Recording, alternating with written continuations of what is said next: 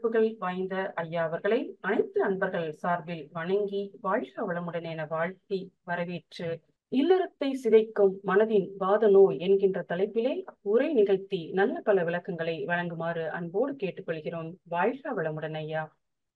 வாழ்க வையகம், வாழ்க வையகம், வாழ்க வளமுடன். குரு வழியாய குணங்களில் நின்று கருவழியாய கணக்கை அறுக்க வருமொழி வளமாக அறிவு அறிந்து அன்பு வழி அருளும் குருவே அடிபணிக்கின்றேன். குரு வாழ்க, குருவே துணை.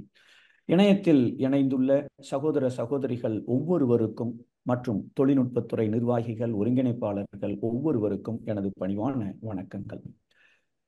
வாழ்க்கை என்பது எவ்வளவு இழந்திருக்கிறீர்கள் என்பது அல்ல, இனி எவ்வளவு உயரப் போகிறீர்கள் என்பதே வாழ்க்கை. அப்படி வாழ்வில் உயர உயர போக வேண்டும், இல்லை இல்லை, உயர உயர பறக்க வேண்டும் என்றால் முதல்ல அடிப்படையாக நோய் இல்லாமல் இருக்க வேண்டும். அதுவும் நாம உயரப் போவதை முடக்குகிற அளவிலே வருகிற நோய்தான் வாத நோய். முக்கியமா 2 நோய் இருக்கு. முடக்குவாதம், அது முடங்கி போகிற அளவிலே செய்யக்கூடியது. பக்கவாதம், மூளையின் ஒரு செயல் இழப்பு, ஒரு பகுதியாகவோ முழுமையாகவோ. ஐயா வாழ்க வளமுடன் ஐயா. ஒரு நிமிடம் மன்னிக்கணும் ஐயா. உங்கள் ஃபுல் ஸ்கிரீன்ல வரலங்கய்யா, உங்களுடைய வீடியோ வரலையா? வரலங்கய்யா, ஃபுல் ஸ்கிரீன்ல வரல. அதாவது நீங்க வீடியோ சொல்றீங்களா இல்ல ஸ்லைடா? வீடியோ ஐயா, உங்களுடைய ஃபேஸே ஃபுல் ஸ்கிரீன்ல வரலங்கய்யா. இல்ல, அந்த பவர் பாயிண்ட் தான் ஃபுல் ஸ்லைட்ல இருக்கும். சரிங்க. இல்ல நீங்க இப்ப பேச ஆரம்பிச்சிட்டீங்க இல்லையா, அதனால தான் நான் கேட்டேன். ரைட். இந்த பவர் பாயிண்ட் தெரியுது இல்ல, ஸ்லைடு தெரியுது இல்ல? அது தெரியுதுங்கய்யா. ஓகே. ஐ திங்க் இப்ப வீடியோல வந்துச்சுன்னா பவர் பாயிண்ட் ஸ்லைடு சிறுசாயிரும். அதுதான் முக்கியம், அதுல வரக்கூடிய பாயிண்ட். சோ அதனால அது ஓகே தான் நினைக்கிறேன். சரிங்கய்யா. ஓகே. ஸோ இப்படி நம்முடைய வாழ்க்கையில உடலை முடக்குகிற அந்த வாத நோய் மனதிற்கும் ஏற்பட்டால் எப்படி எல்லாம் நாம் உயர உயர பறக்கிறதுலாம் இல்லை, ஊர்ந்து போயாவது நாம் முன்னேற முடியுமா என்ற சிந்தனையின் வெளிப்பாடே இன்றைய சிந்தனைக்கான தலைப்பு. இல்லறத்தை சிதைக்கும் மனதின் வாத நோய். இப்போ வாத நோய் அப்படிங்கிறது நம்ம எல்லாருக்கும் தெரிஞ்சிருக்கும். அதுவும் நீங்கள் கூகுளில் போட்டிங்கன்னா ஆயிரக்கணக்கான வெப்சைட் வாத நோயை பற்றி பல விவரங்கள் சொல்லியிருக்கிறார்கள் வரும். ஆனால் மனதின் வாத நோய் அப்படின்னு நீங்கள் தேடினீங்கன்னா ஒரு வெப்சைட் கூட வராது, எங்கேயுமே ஒரு இன்ஃபர்மேஷனும் இருக்காது. இது உடலுக்கு வருகிற வாத நோய்க்கு என்ன தன்மைகள் இருக்கிறதோ, எப்படி அது வந்திருக்கிறதோ அந்த தன்மைகளை அப்படியே மனதிற்கு நாம பொருத்தி பார்த்தால் வாழ்க்கையில ஒரு விஷயத்திலேயோ பல விஷயத்திலேயோ இல்ல ஒட்டுமொத்தமாக நம்ம வாழ்க்கையில ஒரு முன்னேற்றம் இல்லாம, இல்ல எப்பொழுதுமே ஒரு போராட்டமாக வாழ்க்கை அமைந்து விடுகிற மாதிரி, இல்ல ஏதோ ஒரு விஷயத்துல முடங்கி போகிற மாதிரி நமக்கும் வந்துவிடக் கூடாது என்பதற்காக கவனமாக வாழ்க்கை முறையை ஒழுங்குபடுத்தி கொள்ள வேண்டும் என்பதற்காக இந்த தலைப்பை எடுத்திருக்கிறோம். நிச்சயம் யாரும் எதற்கும் பயப்பட தேவையில்லை. ஆலியார் ஃப்ளையரை ரிலீஸ் பண்ண உடனே ஒரு சில பேர் என்னை கம்யூனிகேட் பண்ணியிருந்தாங்க. அதில் ஒரு சகோதரி, நீங்கள் இந்த மனவாத நோய் அப்படிங்கிறதுக்கு அண்ணா நீங்கள் வாக்குவாதம் பிடிவாதம் இதை பற்றி பேச போகிறீர்களா அப்படிங்கிற மாதிரி ஒரு ஆர்வத்துடன் ஒரு கேள்வி கேட்டிருந்தாங்க. அது வெறும் 1% தான் நம்ம பேச போகிற விஷயம். அதை விட ரொம்ப ரொம்ப ரொம்ப பவர்ஃபுல்லான, ஆனால் நம்ம தினசரி வாழ்க்கையில் பின்பற்றுகிற சில அந்த வாத நோயை உருவாக்குவதற்கு காரணமாக இருக்கக்கூடிய அந்த விஷயங்களை பல உதாரணங்களோடு நம்ம சிந்திக்க இருக்கின்றோம். முதல்ல என்னென்ன இதில் பார்க்குறோம் அப்படின்னு சொன்னால், முதல்ல இல்லறம் எப்படி இருக்க வேண்டும். அருமையான ஒரு கவிதையோடு, தலைப்பிற்கு ஏற்ற கவிதையோடு இன்னைக்கு அம்மா அவர்கள் ஆரம்பித்தார்கள். ஸோ அந்த கவிதையும் என்னுடைய ஸ்லைடில் இருக்கு. இல்லறம் எப்படி இருக்க வேண்டும். அப்புறம் முதல்ல இந்த உடல்ல இருக்கக்கூடிய வாத நோயோட சில அடிப்படை உண்மைகளை தெரிந்து கொள்வோம். அப்பதான் இது மனதுக்கு நாம பொருத்தி பார்ப்பதற்கு ஈஸியா இருக்கும். அதனுடைய அடிப்படை காரணங்கள் ஒரு 3 முக்கியமான விஷயங்களை மருத்துவ விஞ்ஞானம் சொல்லுகிறது. அந்த வாத நோய்க்கு, உடல்ல இருக்க வாத நோய்க்கு, அதையும் லைட்டா என்னன்னு கொஞ்சம் புரிஞ்சுக்க ட்ரை பண்ணலாம். அதற்கப்புறம் மனசுல வரக்கூடிய அந்த வாத நோய் என்றால் என்ன, என்னென்ன காரணங்களால் அந்த மனவாத நோய் வருகிறது. நான் ஒரு 3 காரணங்களை, உடல் வாத நோய்க்கு முக்கியமா ஒரு 3 காரணம் எடுத்திருக்கிறோம். மனசுல வரக்கூடிய வாத நோய்க்கு ஒரு 3 காரணங்களை எடுத்திருக்கிறோம். அது நாம சிந்திக்கும் பொழுது அந்த காரணம், அந்த செயல்கள் என் வாழ்க்கையில இருக்கா அப்படின்னு கொஞ்சம் அப்பப்ப தற்சோதனை செய்து கொண்டால் நாம எதை மாற்ற வேண்டும் என்ற அளவிலே அதை பயன்படுத்தி கொள்ளலாம்.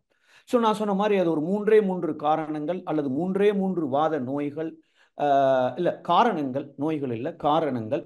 அந்த காரணங்கள் எப்படி, அதாவது எப்படி என் வாழ்க்கையில வருகிறது, அதை நான் எப்படி தீர்ப்பது. மகரிஷி அவர்கள் இந்த வாதத்தை பற்றி எங்கேயாவது ஒரு இடத்துல சொல்லி இருக்கிறார்களா? நான் இந்த தலைப்பை கொடுக்கும் பொழுது நிச்சயமா அது இல்லை அப்படிங்கிற எண்ணத்தோடு தான் இந்த தலைப்பை நான் கொடுத்தேன் ஆலியாக்கு. பட் அதனுடைய விஷயங்களை நோட்ஸ் எடுத்து அதை கொஞ்சம் ப்ரிப்பேர் பண்ண ஆரம்பிக்கும் பொழுது ரொம்ப ஒரு அதிசயமாக ஒரு கவிதை நேற்று எனக்கு ஒரு கண்ணில் பட்டது. ஸோ அந்த கவிதையும் இதில் பார்க்க போகிறோம். மகரிஷி அவர்கள் வாதம்ங்கிற வார்த்தையை பயன்படுத்தி இருக்கிறார்களா, எப்படி, இதுக்கு எப்படி தீர்வு, என்ன தீர்வு? ஸோ இத்தனையும் அடுத்த ஒரு 45 நிமிடத்தில் நாம் சிந்திக்க இருக்கின்றோம். முதல்ல இல்லறம் எப்படி இருக்க வேண்டும்.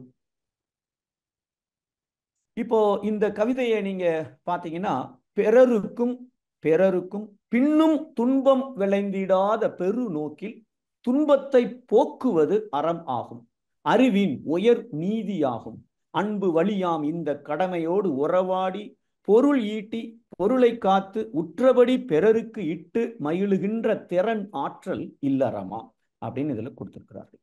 அப்போ இல்லறம் எப்படி இருக்கணும்னா ஒரு 3 விஷயத்தை இந்த கவிதையில் சொல்லி இருக்கிறார்கள். 1, நாம என்ன செய்தாலும் சரி துன்பம் வந்துவிடக்கூடாது. 2, நாம என்ன செய்தாலும் சரி அது அட்லீஸ்ட் குறைந்தபட்சம் துன்பத்தை போக்குகிற அளவிலே அது இருக்க வேண்டும். 3வது விஷயம், நாம என்ன நினைச்சாலும் சரி, பேசினாலும் சரி, செயலை செய்தாலும் சரி அன்பாக இருக்க வேண்டும். இந்த அன்பு என்பது மகரிஷி அவர்களுடைய டெஃபினிஷன் படி இனிமை காப்பது, பாதுகாப்பது, பராமரிப்பது. எப்படி எது வெளிச்சூழல் எப்படி இருந்தாலும் சரி நான் எனக்குள் இனிமையாக இருப்பது, பிறரிடமும் சமுதாயத்திடமும் இயற்கையுடனும் இனிமையாக இருப்பது. இந்த 3 விஷயங்களை இல்லறம் எப்படி இருக்க வேண்டும் என்று இந்த கவிதையிலே குறிப்பிட்டிருக்கிறார்கள். இப்போ இப்படி வாழ்பவன், இந்த கவிதைப்படி யார் வாழ்கிறார்களோ அவர்கள் தெய்வத்திற்கு சமமானவர்கள் என கூறியிருக்கிறார்கள்.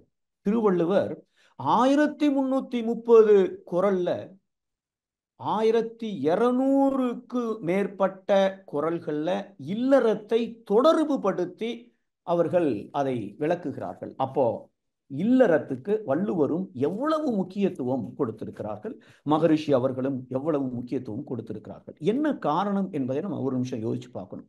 ஏனென்றால் முதல்ல குடும்பத்துல அமைதி இருந்தால் மட்டுமே அதற்கப்புறம் சமுதாயத்துல ஒரு அமைதி கிடைக்கும். அதற்கப்புறம் தான் வீடு பேறு என்ற ஒரு நிலைக்கு எனக்கு போக முடியும். அப்ப அடிப்படையாக வாழ்க்கை என்பது ஒரு நீண்ட பயணம். அந்த பயணத்துல முதல் படி நான் அமைதியா இருக்கணும், அப்புறம் இந்த குடும்பம் அமைதியாக இருக்க வேண்டும். அதனாலதான் இத்தனை விஷயங்களை எல்லா முன்னோர்களும் கொடுத்திருக்கிறார்கள். அந்த இல்லறத்துல, குடும்பத்துல நான் கொஞ்சம் கோட்டை விட்டுட்டேன், இல்லறத்தை கெடுக்கிற அளவுல, சிதைக்கிற அளவுல நான் எதையாவது நினைக்கிறேன், பேசுறேன், செய்கிறேன் என்றால் அந்த முழுமை பேறு நம்ம போவது என்பது ரொம்ப சிரமமாக, இல்ல தடைகளாக அல்லது நீண்ட காலம் எடுத்துக்கொள்ளுகிற அளவிலே வாழ்க்கை அமைந்து விடுகிறது.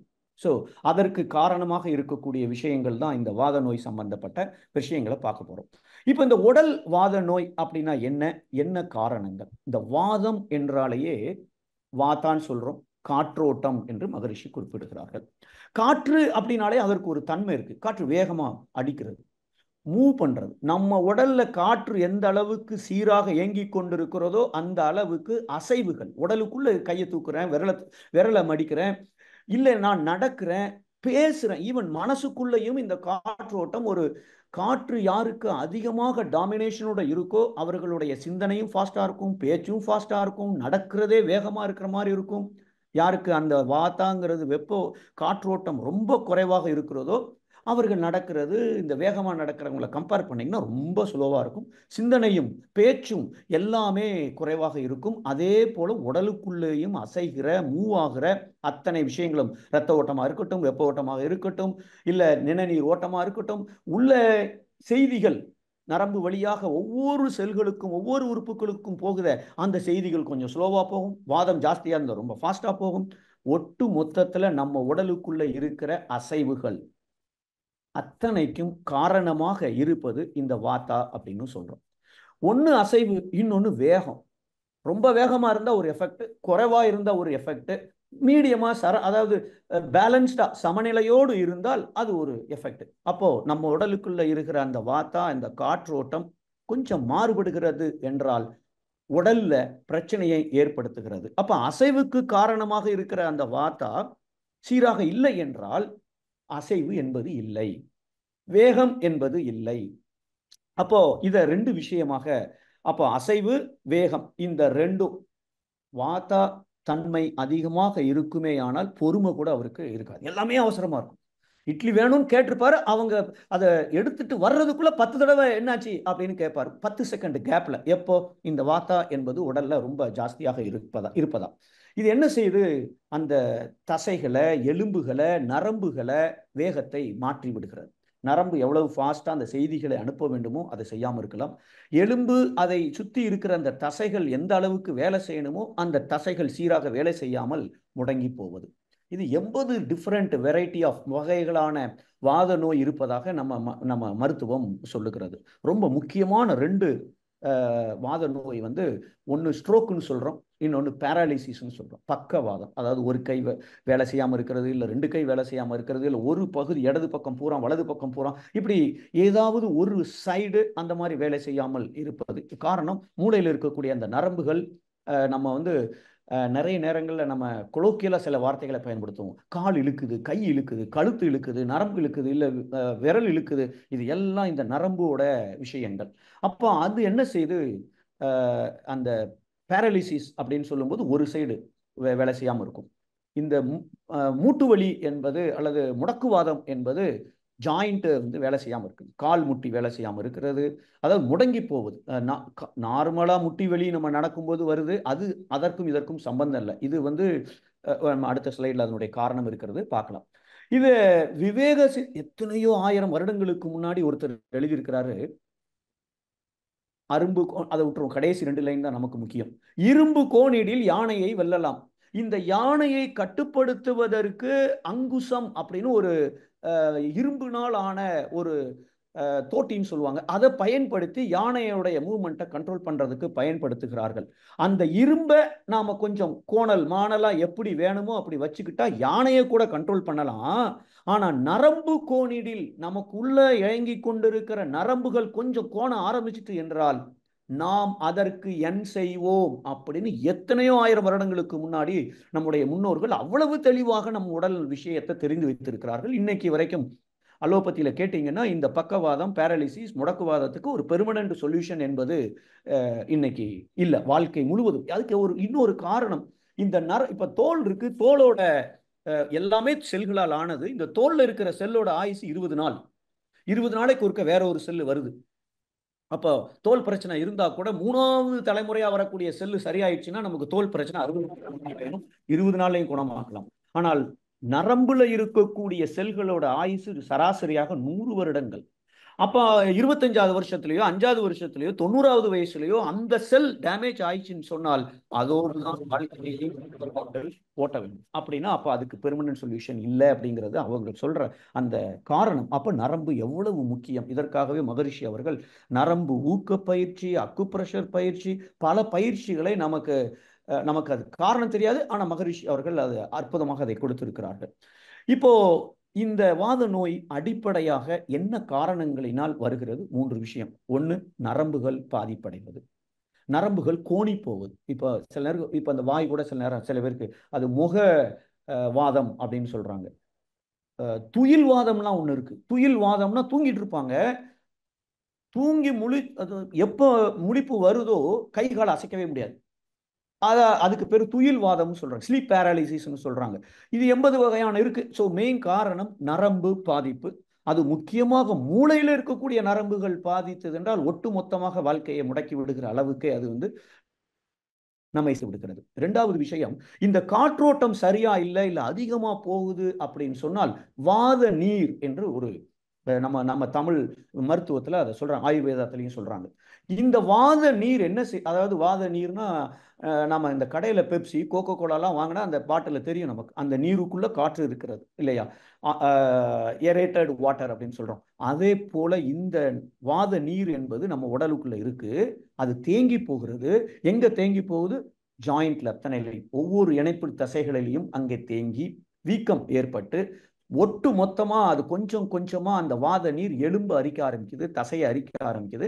இதுதான் வந்து அவங்க இந்த வாத நோய்க்கு ஒரு காரணமாக சொல்லுகிறார்கள். மூணாவது அதனுடைய எலும்பு, நரம்பு அது பாதிப்படைதல், கழிவு வெளியேறாம இருப்பதற்கும் அது ஒரு காரணம். மலக்குடல்ல மலம் வெளியேறணும்னா மலக்குடல் ஆரம்பத்திலிருந்து கீழே ஆனஸ் வரைக்கும் வெளியில போகணும்.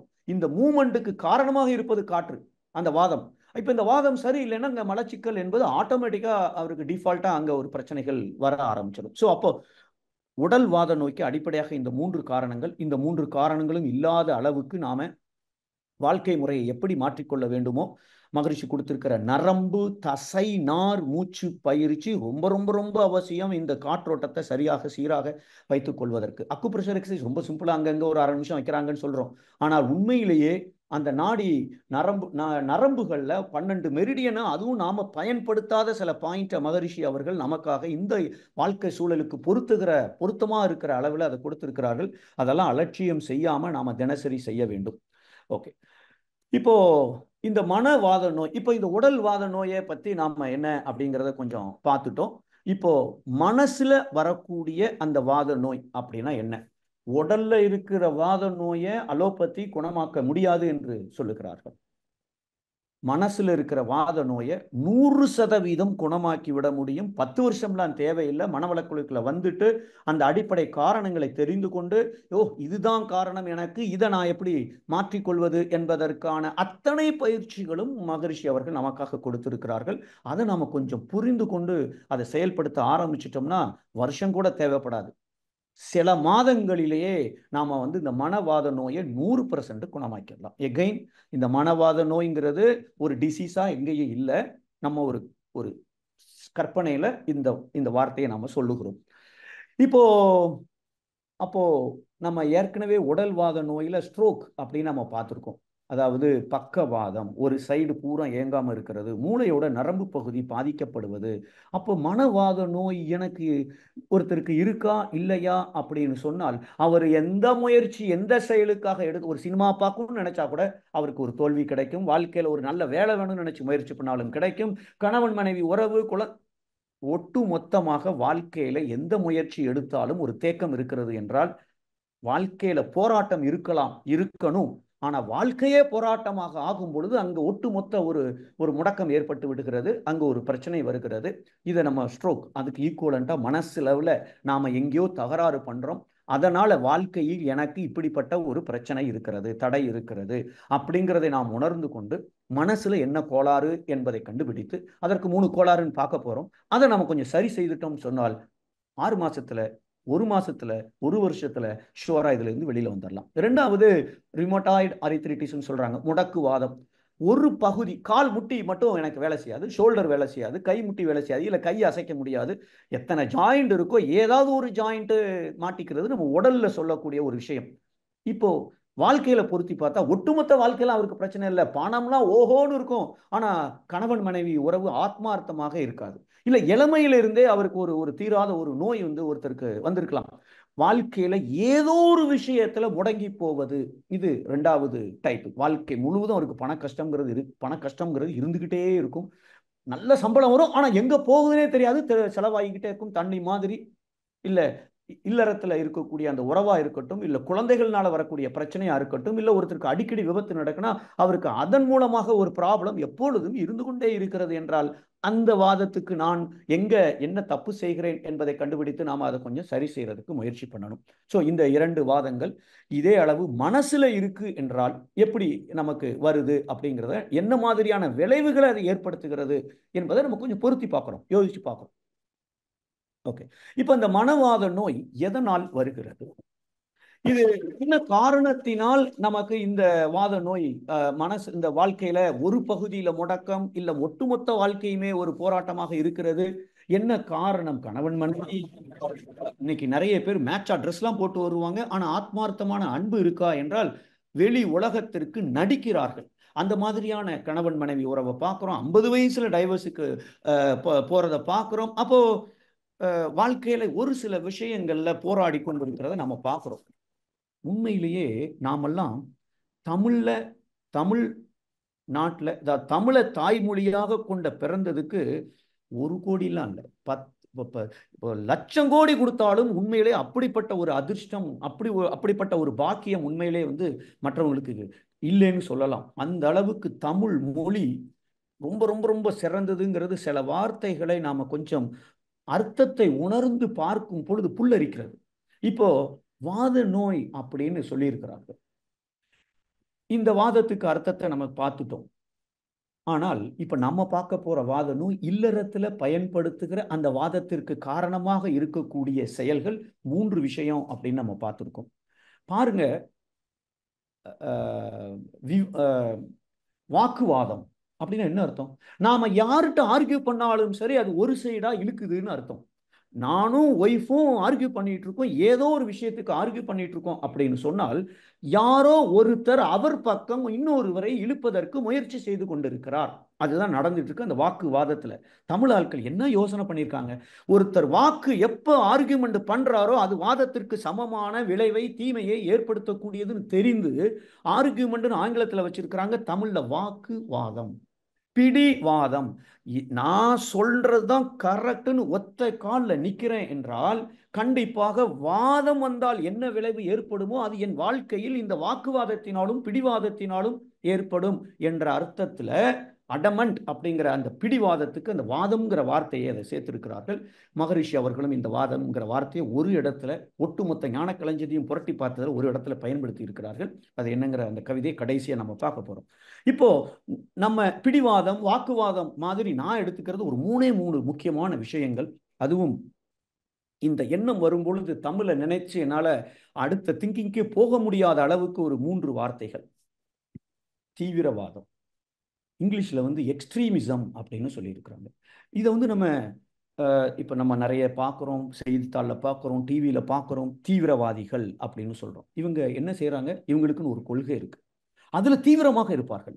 அந்த கொள்கையை நிலைநாட்டுவதற்கு என்ன வேணாலும் செய்வார்கள். குண்டை யூஸ் பண்ணலாம், இல்லை என்ன வேணாலும். நமக்கு தெரியும் தீவிரவாதிகள் எப்படி இருக்கிறார்கள், என்ன செய்கிறார்கள், உயிரை கூட கொடுப்பார்கள். இதெல்லாம் நம்ம பார்த்துருக்குறோம்.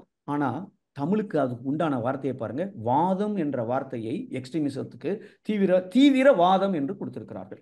எந்த ஒன்றில் தீவிரமாக அந்த கொள்கைக்காக இருந்தால் அவருக்கு அந்த வாதத்தோடைய விளைவு அவருக்கு ஏற்படும் என்ற அர்த்தத்துல தீவிரம் காட்டுகிற செயல்களுக்கும் குணங்களுக்கும் எண்ணங்களுக்கும் பேச்சிற்கும் இந்த வாதம்ங்கிற வார்த்தையை நம்முடைய முன்னோர்கள் சூப்பரா அதை சேர்த்திருக்கிறாங்க. அடுத்த வார்த்தை பயங்கரவாதம். இதுதான் டெரோரிசம்னு ஆங்கிலத்துல சொல்றாங்க.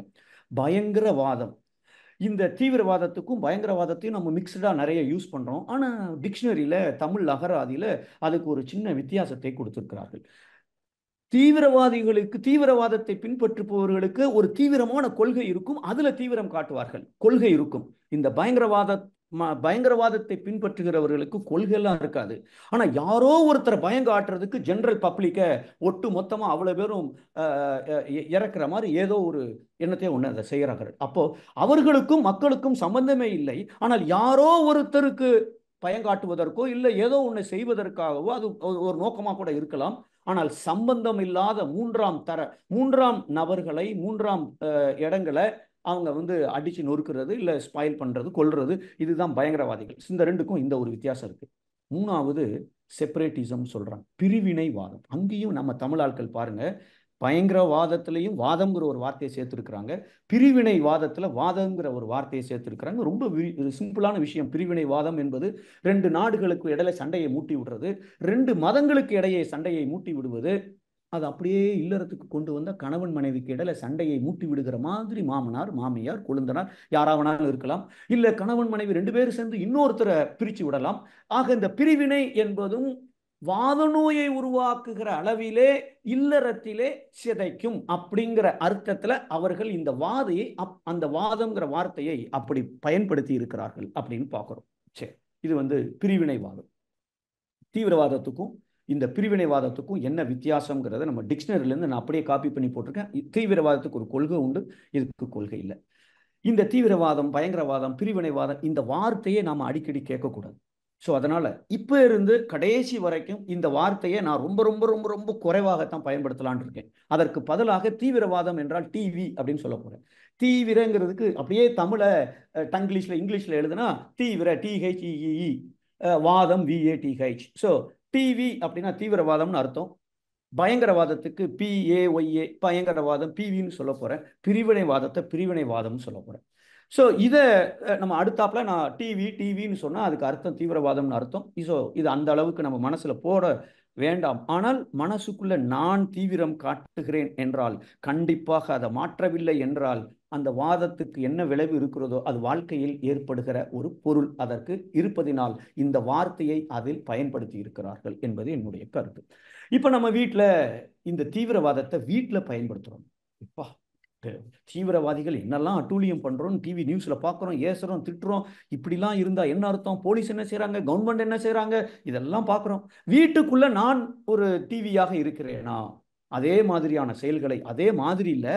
அவன் குண்டை போடலாம், குண்டு போட்டா கூட அவன் அந்த தோல்ல அடிபட்டுச்சுன்னா சரி செஞ்சிடலாம். தீயினால் சுட்ட புண் ஆறும் உள்ளாரும் ஆறாதே நாவினால் சுட்டவடு நம்ம தெரிஞ்சிருக்கு. அப்போ அவன் பிசிக்கலா அடிக்கிறத விட வாயினால வார்த்தைகள்னால கொள்ளுகிற அந்த காயம் ஆறாதுன்னு வள்ளுவரே சொல்லி இருக்கிறார் என்றால், அவனை விட நாம கொஞ்சம் மோசமோன ஒரு சந்தேகம் அந்த குறளை படிக்கும் போது நமக்கு வருகிறது.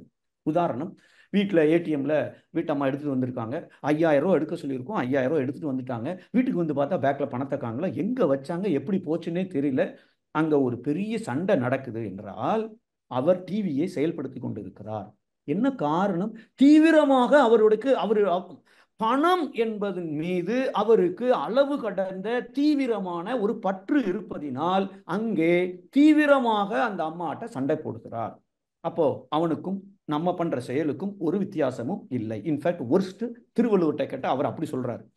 25,000 ரூபா நம்மள்ட்ட கடன் வாங்கி 6 மாசத்துல தாரேன்னாரு. 2 வருஷம் ஆச்சு, போனும் எடுக்க மாட்டேங்கிறான், ஒன்றும் சொல்ல மாட்டேங்கிறான். அந்த ஆளை நினைச்சாலே எனக்குள்ள பிபி ஏறுது, டென்ஷன் ஆகுதுன்னு சொன்னால் கடும் பற்று அல்லது தீவிரமாக அந்த பணத்தின் மீது நான் ஒரு பற்று வைத்திருக்கிறேன், கடும் பற்றை வைத்திருக்கிறேன். அதுவும் டிவி தான். 5 வருஷம் ஆச்சு என் மொபைலை மாத்தி அப்படின்னு ஒருத்தருக்கு ஒரு வருத்தமா இருக்கு, அதை புலம்ப ஆரம்பிச்சிருக்காங்கன்னா அந்த பொருள் மீது அவர்களுக்கு ஒரு பற்று, கடும் பற்று இருக்கிறது. தீவிரமான ஒரு கனெக்ஷன் அங்க இருக்கு, தீவிரமான ஒரு பற்று அங்கே இருப்பதினால் அதற்காக அடுத்தாப்புல சண்டையும் போடுவாரு, இல்லை என்ன வேணாலும் செய்வார், ஆனால் போனை வாங்கிடுவார். அந்த அளவுக்கு அவருடைய எண்ணம், சொல், செயல் வேகம் இருக்கும். காற்று என்றால் வேகம். ஸோ அது இருக்கும். சேலை, துணி, நகை, watch, computer, mobile phone, chappal, நாம பயன்படுத்துகிற பொருட்கள் எத்தனை இருந்தாலும் இன்னமும் எனக்கு ஒரு நிறைவு ஏற்படவில்லை என்றால் கொஞ்சம் டிவி சைடுல நான் உள்ள போய்கிட்டு இருக்கேன் அப்படின்னு தான் அதற்கும் அர்த்தம். ஒரு நிறைவு வரவில்லை என்றால். சோஃபா ஒரு கலர்ல இருக்கு, ஜன்னல்ல தொங்குற கர்டைன் அந்த திரை அது ஒரு கலர்ல இருக்கு. அது மனசுக்குள்ள ஐயோ இது என்ன சிவப்பா இருக்கு, அது பச்சையா இருக்கு, ஒரு மேட்சா இல்லையே. நான் போட்டிருக்க பிளவுஸ் துணியிலையும் கொண்டைக்கு வச்சுக்கிற ஊக்குக்கும் அந்த கிளிப்புக்கும் கலர் வித்தியாசமா இருக்கேன்னு என் மனசுல ஒரு சின்ன துன்ப உணர்வு இருக்குமே. ஆனால் நானும் டிவிக்குள்ள போய்கிட்டு இருக்கேன். நல்லது அல்ல. வாதம் அப்படிங்கிற ஒரு விஷயம் அங்கே வந்துவிட ஆரம்பிக்கிறது அப்படின்னு அர்த்தம். ஸோ நாம எத்தனை பொருட்களை பயன்படுத்துகிறோம், எந்த அளவுக்கு அதிலே தீவிரம் காட்டுகிறோம், அனைத்தும் இந்த டிவிக்கு கீழே வரக்கூடிய மனசளவுல கில்லறத்தை சிதைக்கிற அளவிலே என்னுடைய எண்ணம், சொல், செயல் இருக்கும். இதை கொஞ்சம் யோசிச்சு பார்த்தோம்னா, இந்த டிவி அப்படிங்கிற ஒரு விஷயம் நாம எதை அதிகமாக தேடி ஓடுகிறோமோ அது என் வாழ்க்கையிலிருந்து அது வேகமாக ஓட ஆரம்பித்து விடுகிறது. இதை நீங்க பிராக்டிக்கலா கொஞ்சம் யோசிச்சு பார்த்தீங்கன்னா, உங்க வாழ்க்கையில, சுத்தி இருக்கிறவங்க வாழ்க்கையில ஒருவர் எதை தேடி ஓடுகிறாரோ அது அவனை விட்டு ஓடிக்கொண்டே இருக்கும். நான் எது வேண்டாம் என்று நினைத்து நான் ஓடுகிறேனோ அது என்னை துரத்தி கொண்டே இருக்கும். இதுதான் நடக்கிற விஷயம்.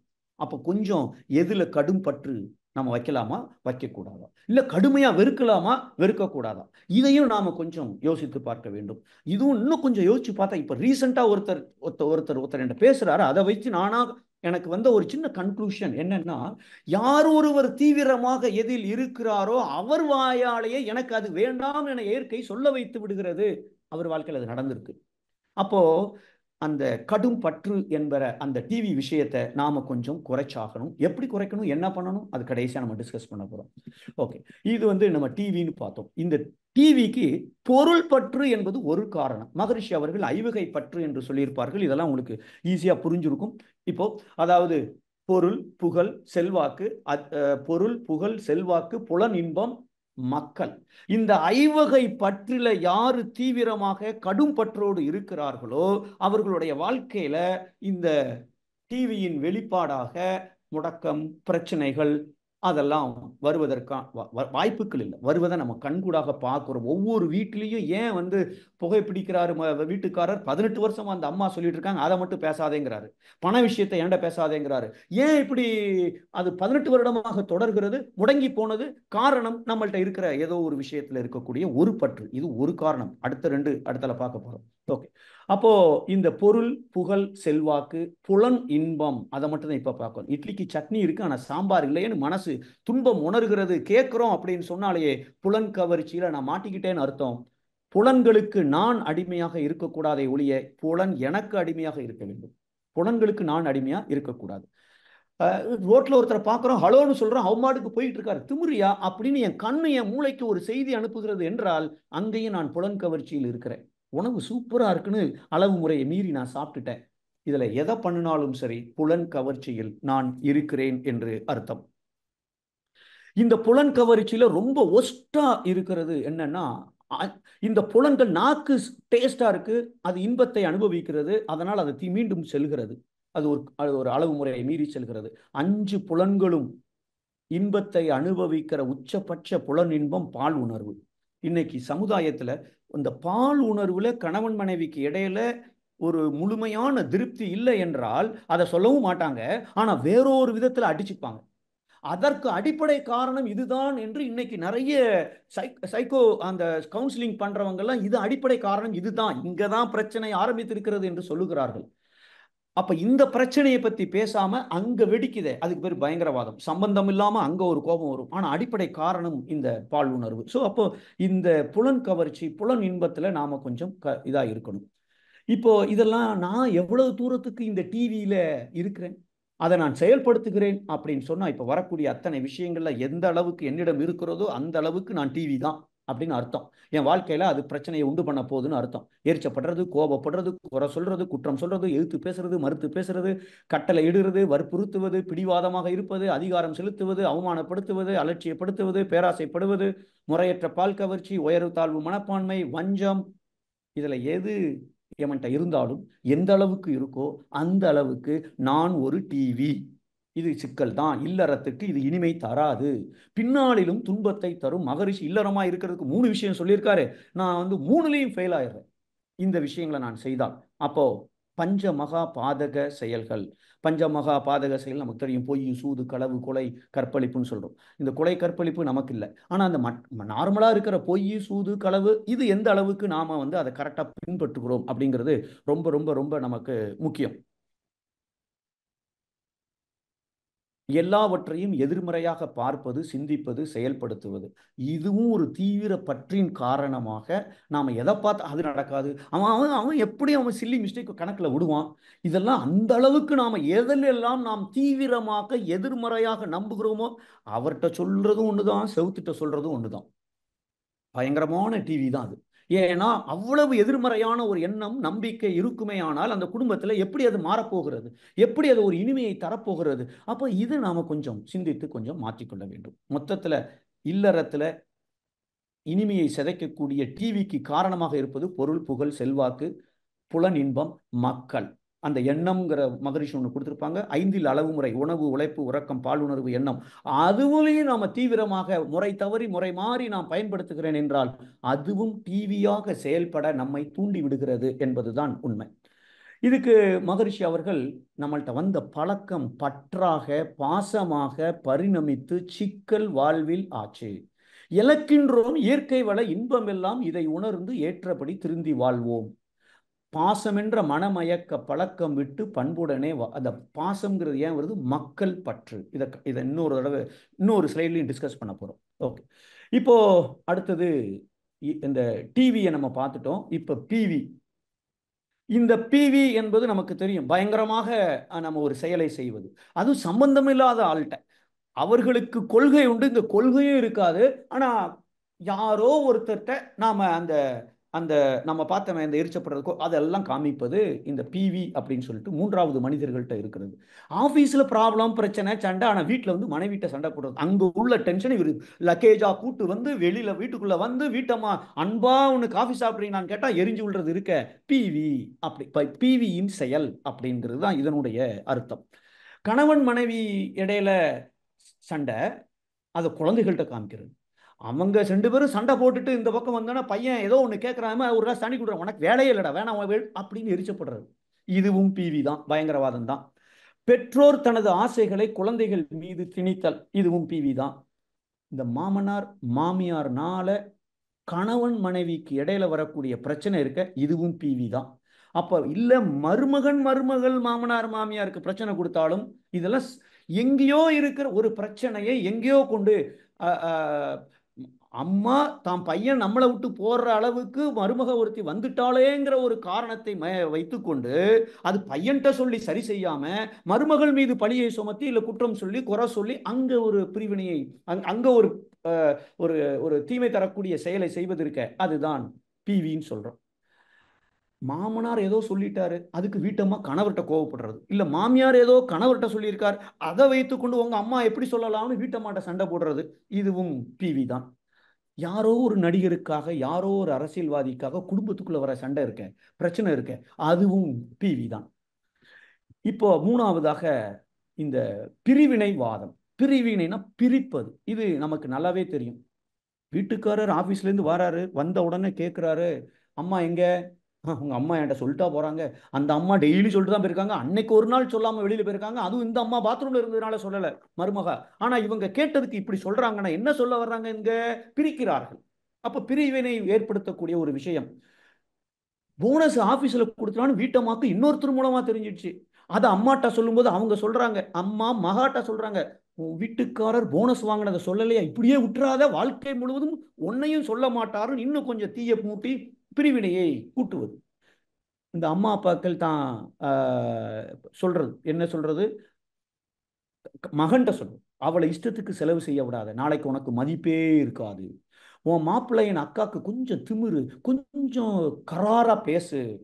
உங்க அண்ணன் வீட்டுக்கு போனோம், என்னையும் வாங்கன்னு கேட்கல, உங்களையும் வாங்கன்னு கேட்கல, என்னங்க இது, எதுக்குங்க அங்க போனோம்? அங்க ஒரு சின்ன விஷயம் தான் அது, ஆனா பிரிவினைவாதத்தை ஏற்படுத்துவது.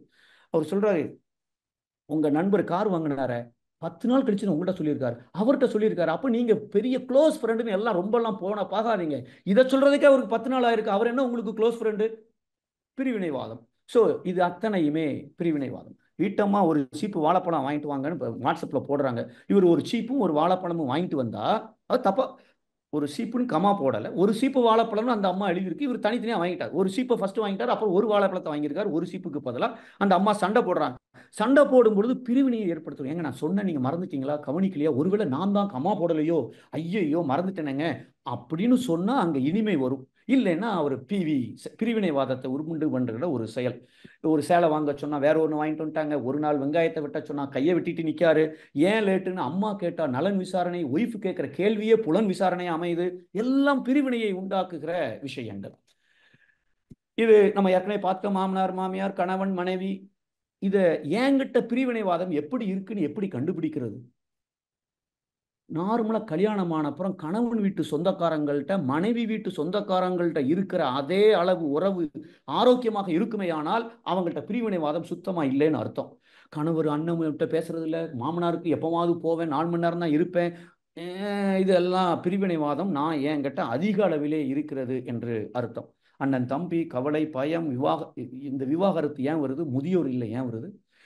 மனைவி கணவன்கிட்ட சண்டை போடுறாங்க, ஏன் சண்டை போடுறாங்க? பிரியணும்னு சண்டை போடலை, நாம ஒற்றுமையாக ஆனந்தமாக வாழ வேண்டும் என்பதற்காக ஏதோ ஒரு காரணத்தை மையப்படுத்தி சண்டை போடுகிறார்கள். நோக்கம் சூப்பர் நோக்கம், ஆனா செய்கிற செயல் விவாகரத்துல கொண்டு போய் விடுது, இல்ல முதியோர் இல்லத்துல கொண்டு போய் பெற்றோர்களையோ யாரையோ கொண்டு விடுகிறார்கள். அப்ப இதுவும் பிரிவினை. பற்று, பொருள் பற்று, மக்கள் பற்று. இந்த மக்கள் பற்று என்பது பாசம், பாசத்தின் காரணமாக தான் பிரிவினை ரொம்ப ரொம்ப ரொம்ப ஜாஸ்தியாக நடந்து கொண்டிருக்கிறது. இந்த ரெண்டும் பிளவை தோற்றும் அப்படிங்கிறார், பிரிக்கும் அப்படிங்கிறார். மக்கள் பற்று, பொருள் பற்று. அதாவது மக்கள் பற்று என்பது பாசம், பொருள் பற்று என்பது அந்த பொருள், புகழ், செல்வாக்கு எல்லாமே அதுக்கு கீழே நம்ம பண்ணிடலாம். ஆக இது வரைக்கும் நம்ம 3 விதமான விஷயங்களை பார்த்துருக்கோம். டிவி என்பது கடும் பற்று, பொருள், புகழ், செல்வாக்கு, புலனின்பம், மக்கள் 5 அளவு முறையை மீறி மாறி தீவிர பற்று இருப்பதினால். பிவி அப்படின்னா சம்பந்தமே இல்லாத ஆட்கள்கிட்ட கணவன் மனைவி சண்டை போட்டு குழந்தைகள்கிட்ட சண்டை போடுறது. பிரிவினைவாதம் என்பது பாசத்தின் காரணமாக, கடும் பற்றின் காரணமாக பிரிக்கிற ஒரு வேலையை செய்வது. எதிர்காலத்துல என்ன ஆகுங்கிறத யோசிக்காம நாம பிரிக்கிற ஒரு வேலையை செய்வது. மகரிஷி அவர்கள் இந்த கவிதையில தான் மயக்கவாதம் ஒரு கவிதை எழுதியிருக்கிறார். இந்த வாதம்ங்கிற வார்த்தை இந்த ஒரு கவிதையில தான் இருக்கு. இதுல அவர் என்ன, இந்த கவிதை எங்க எழுதியிருக்காருன்னா அரசியல்ங்கிற ஒரு தலைப்புக்கு கீழே எழுதியிருக்கிறார். என்ன எழுதியிருக்கிறார், எதிர்கட்சிகள் அவங்க மயக்கி நம்மளை தவறாக சிந்திக்க வைத்து நம்மளை மடமையாக்க மங்கச் செய்கிறார்கள், நம்முடைய அறிவை மங்கச் செய்கிறார்கள் அப்படின்னு இந்த கவிதையில் குறிப்பிட்டிருக்கிறார்கள். ஆனா வாதம்ங்கிற வார்த்தைக்கு முன்னாடி மயக்கம்ங்கிற ஒரு நிலையை குறிப்பிட்டிருக்கிறார்கள். நாம பார்த்தோம் இந்த டிவி பிவி பிரிவினைவாதம், இந்த 3மே ஒரு விதமான மயக்கம் தான். இந்த வாதத்துல இந்த கவிதையில மகரிஷி அவர்கள் எதிர்கட்சியால் தான் அவங்க உங்களுக்கு பிரச்சனைன்னு சொல்றாரு. மகரிஷி அவர்கள் இன்னொரு கவிதையில யார் எதிர்கட்சிங்கிறத இந்த கவிதையில சொல்றாரு. இல்லறத்துல என்ன சொல்றாரு, சொந்த மனையாலே நீங்க ஒரு சீர்திருத்தத்தை செய்யணும்னு நினைச்சீங்கன்னா சொந்த மனையால் அண்ணன், தம்பி, அப்பா, அம்மா கொஞ்சி கொஞ்சி உங்களை எதிர்ப்பார்கள் என்று இந்த கவிதையில சொல்லி இருக்கிறார்கள். அப்ப நான் இந்த ரெண்டையுமே கொஞ்சம் சிந்தனை செய்து ஒரு குடும்பத்துக்குள்ள கொண்டு வர பார்க்கும் பொழுது நம்ம சொல்றது கண்டிப்பாக இல்லறத்துக்குள்ளும் இந்த வாதம் என்பது பொருந்துகிறது அப்படிங்கிற ஒரு எண்ணத்திற்கு நான் முடிவுக்கு வருகிறேன். இந்த கவிதையை தான் இன்னைக்கு ஆரம்பத்துல சொன்னாங்க, அன்பு ஊற்றாம் இல்லறத்தில் துன்பம் கொடுத்தால் என்ன ஆகும். இதுவரைக்கும் பார்த்த அந்த 3 வாதங்களுமே துன்பம் கொடுக்கிற செயலை செய்கிறது. இதுல கடைசியா ஒரு லைன் இருக்கும், சாபமாக மாறுகிறது. சாபம்னா என்ன அர்த்தம், அடுத்து என்னுடைய குழந்தைகளோட குழந்தைகள் அளவுக்கு அது பாதிப்பை ஏற்படுத்தும்னு மகரிஷி அவர்கள் இதிலே குறிப்பிட்டு இருக்கிறார்கள். இப்ப இதுக்கு என்ன தீர்வு, என்ன இப்ப இதுக்கு சொல்யூஷன் என்ன? நம்ம ஏற்கனவே பார்த்துட்டோம், கடும் பற்று அப்படின்னு பார்த்துட்டோம். மக்கள் பற்று என்பது பாசம், அது பிரிவினையை உண்டாக்குகிறது அப்படின்னு பார்த்துருக்கோம். 5 அந்த அளவு முறையை கடைப்பிடிக்காட்டணும், அது ஒரு வாத நோயை ஏற்படுத்துகிறதுன்னு பார்த்துருக்கோம். இதுக்கு ஆப்போசிட்டா இந்த தீவிர அப்படிங்கிற வார்த்தைக்கு பதிலாக மிதவாதம் அப்படின்னு ஒரு செயல் இருக்கு. மிதவாதம் அப்படின்னா என்னன்னா, அந்த தீவிரம் இல்லாம, இதுக்கு இங்கிலீஷ்ல மாடரேஷன் போடுறாங்க. மகரிஷி அவர்கள் மாடரேஷன்ங்கிற வார்த்தையை இந்த 5 அளவு முறையை கடைபிடிக்கும் பொழுது சொல்லி இருப்பார்கள். கரெக்டா மிதமா எவ்வளவு எனக்கு வேணுமோ அந்த அளவு உணவை சாப்பிட வேண்டும் என்று குறிப்பிட்டிருப்பார்கள். ஆனா இன்னைக்கு இந்த மிதவாதம் ஒரு பெஸ்ட் சொல்யூஷனா அப்படின்னு கேட்டு இந்த அளவு முறையை கடைபிடிக்கிறதுல ரொம்ப கரெக்ட். ஆனா ஒட்டுமொத்தமா பார்க்கும்போது கொஞ்சம் வித்தியாசமா இருக்கு, கொஞ்சம் வித்தியாசமா திங்க் பண்ண தோணுது. என்ன காரணம்னா, கணவன் மனைவிக்கு இடையில சண்டை, நைட்டு 2 பேரும் பேசாம படுத்துட்டாங்க. படுக்கிற போலதாவது சரி செய்யணும், சரி செய்யல. இந்த அம்மா அங்க பார்த்து படுத்திருக்கு, இவர் இங்க பார்க்க படுத்திருக்காரு ஒரே பெட்ல. இப்ப காலையில எந்திரிச்சாச்சு, அலாம் அடிச்சாச்சு, 5:30க்கு பையனை ஸ்கூலுக்கு அனுப்பணும். இவரு மெதுவா அந்த அலாம் சவுண்ட்ல எந்திரிச்சிட்டாரு. வீட்டம்மா முழிச்சிட்டாங்க, ஆனா எந்திரிக்கல. பெட்ல இவரு திருப்பி திருப்பி சொல்லுதாரு, ஏமா ஸ்கூலுக்கு அனுப்பணும், எந்திரி. நான் எந்திரிக்க முடியாது, ஏன்னா அந்த சண்டை இன்னும் தீரல. எந்திரிக்க முடியாதுன்னு ஆணித்தரமா அடிச்சு சொல்லிட்டாங்க. இவர் பார்த்தாரு எந்திரிக்கல. இவர் ஒரு 6:15க்கு எந்திரிச்சு பையனை எழுப்பி அவனுக்கு பல்ல தேய்ச்சி விட்டு என்னென்ன பண்ணணுமோ அதெல்லாம் பண்ணி தோசையை விட்டு டிஃபன் பாக்ஸ்ல போட்டு ஸ்கூல் பேக்கை கண்டுபிடிச்சு, ஏன்னா இவர் ஒரு நாளும் செஞ்சது இல்லை, இப்ப முத தடவை செய்யறாரு. அந்த அம்மா முழிச்சுட்டு படுக்கையில தான் இருக்கு, ஆனா பார்த்துக்கிட்டே இருக்கு. எதையுமே அந்த அம்மா எந்திரிச்சு ஹெல்ப் பண்ணல. எல்லாம் முடிச்சு பேக் பண்ணி அவனையும் கூட்டுட்டு நான் கூட ஸ்கூல் பஸ்ல கொண்டு வெளியில போய் விட்டுட்டு வரேன் அப்படின்னு சொல்றாரு. நான் அவனை கூட்டு போறேன். அந்த அம்மா அங்க இருந்து சொல்லுதாங்க, ரொம்ப சாஃப்டா அன்பா சொல்லும், இன்னைக்கு ஞாயிற்றுக்கிழமை ஸ்கூல் கிடையாது அப்படின்ட்டு. இது வரைக்கும் அவருக்கு அந்த அடி. கொஞ்சம் யோசிச்சு பாருங்க, இதுவும் மிதவாதம் தான். மிதவாதம்னா சாஃப்டா செய்யறது. ஆனா இது வாழைப்பழத்துல ஊசி ஏத்துற மாதிரி அந்த அம்மா வச்சு செஞ்சிருக்காங்க. அவர் 3/4 மணி நேரமா போராடி இருக்கார், அப்ப சொல்லல. அப்போ இந்த டிவிக்கு ஆப்போசிட் மிதவாதமானு கொஞ்சம் யோசிச்சா அப்படியும் அதுலயும் தீவிரத்தை இன்ஜெக்ட் பண்ணிடுற மக்களையும் நம்ம பார்க்குறோம். ஸோ அதனால இது சொல்யூஷன் இல்லை. சொல்யூஷன் என்ன? பற்றற்ற பற்று. மகரிஷி கொடுத்திருக்கிறது பற்றற்ற பற்று. 5 அளவு முறை. நெற்றியில் உச்சியில் ஞாபகமாயிரு. ஏன்? சூழ்நிலைகள் நம்மை தூண்டும். உடனடியாக விழிப்பு நிலையில வந்து இப்ப இதை செஞ்சா என்ன ஆகும்னு யோசிச்சுட்டு துன்பம் தரக்கூடிய விஷயத்தை நான் ஏன் செய்யணும் அப்படிங்கிற அளவுல விழிப்பு நிலையில் இருக்க வேண்டும் என்றால் நெற்றியில் உச்சியில் ஞாபகம் இல்ல, மனசை விரிச்சோம். பிரபஞ்சம் வரைக்கும் விரிச்சிட்டோம் அப்படின்னு சொன்னால் பேரறிவு என்ன காரணத்திற்காக இதை இப்பொழுது செய்து கொண்டிருக்கிறது என்ற காரணம் எனக்கு புரியும். அப்ப நான் எதை கரெக்டா செய்யணுமோ அதை மட்டும் நான் செய்வேன். இப்போ ஒரு சின்ன கேள்வி சாட் பாக்ஸ்ல. டைம் வந்து 9:15. ஓகே, இந்த 3 வாதத்துல எதை நான் முக்கியமாக கருதி முதல்ல சரி செய்ய வேண்டும்? டிவியா, பிவியா, பிரிவினைவாதம்? சாட் பாக்ஸ் நல்லா இருக்கும். அதாவது முதல்ல நாம செய்ய வேண்டியது எது அப்படிங்கிறது தான் கேள்வி. டிவியா, பிவியா, இல்ல பிரிவினைவாதமா? டிவி. நன்றி. மற்ற எல்லாரும் உங்க கருத்தை சொல்லலாம். TV, TV, PV, PV. So முதல்ல டிவி பிவினா இப்ப எல்லாருக்கும் தெரிஞ்சு போச்சு.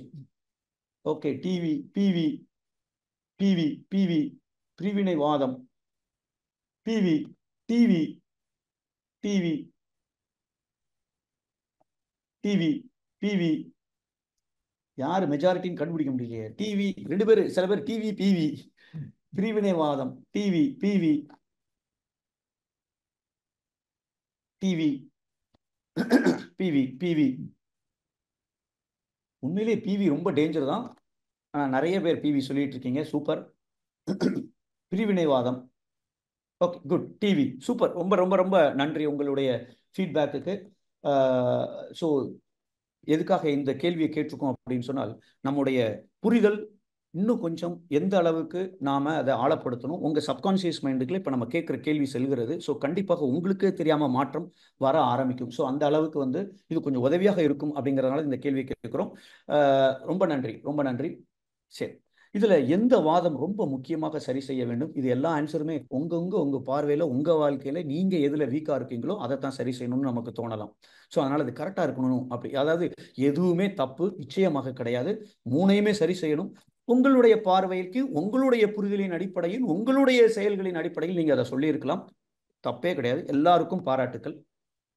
இப்ப நான் என்னுடைய பார்வையை சொல்றேன், அது பொருந்துமான்னு நீங்க பார்த்துக்கலாம்.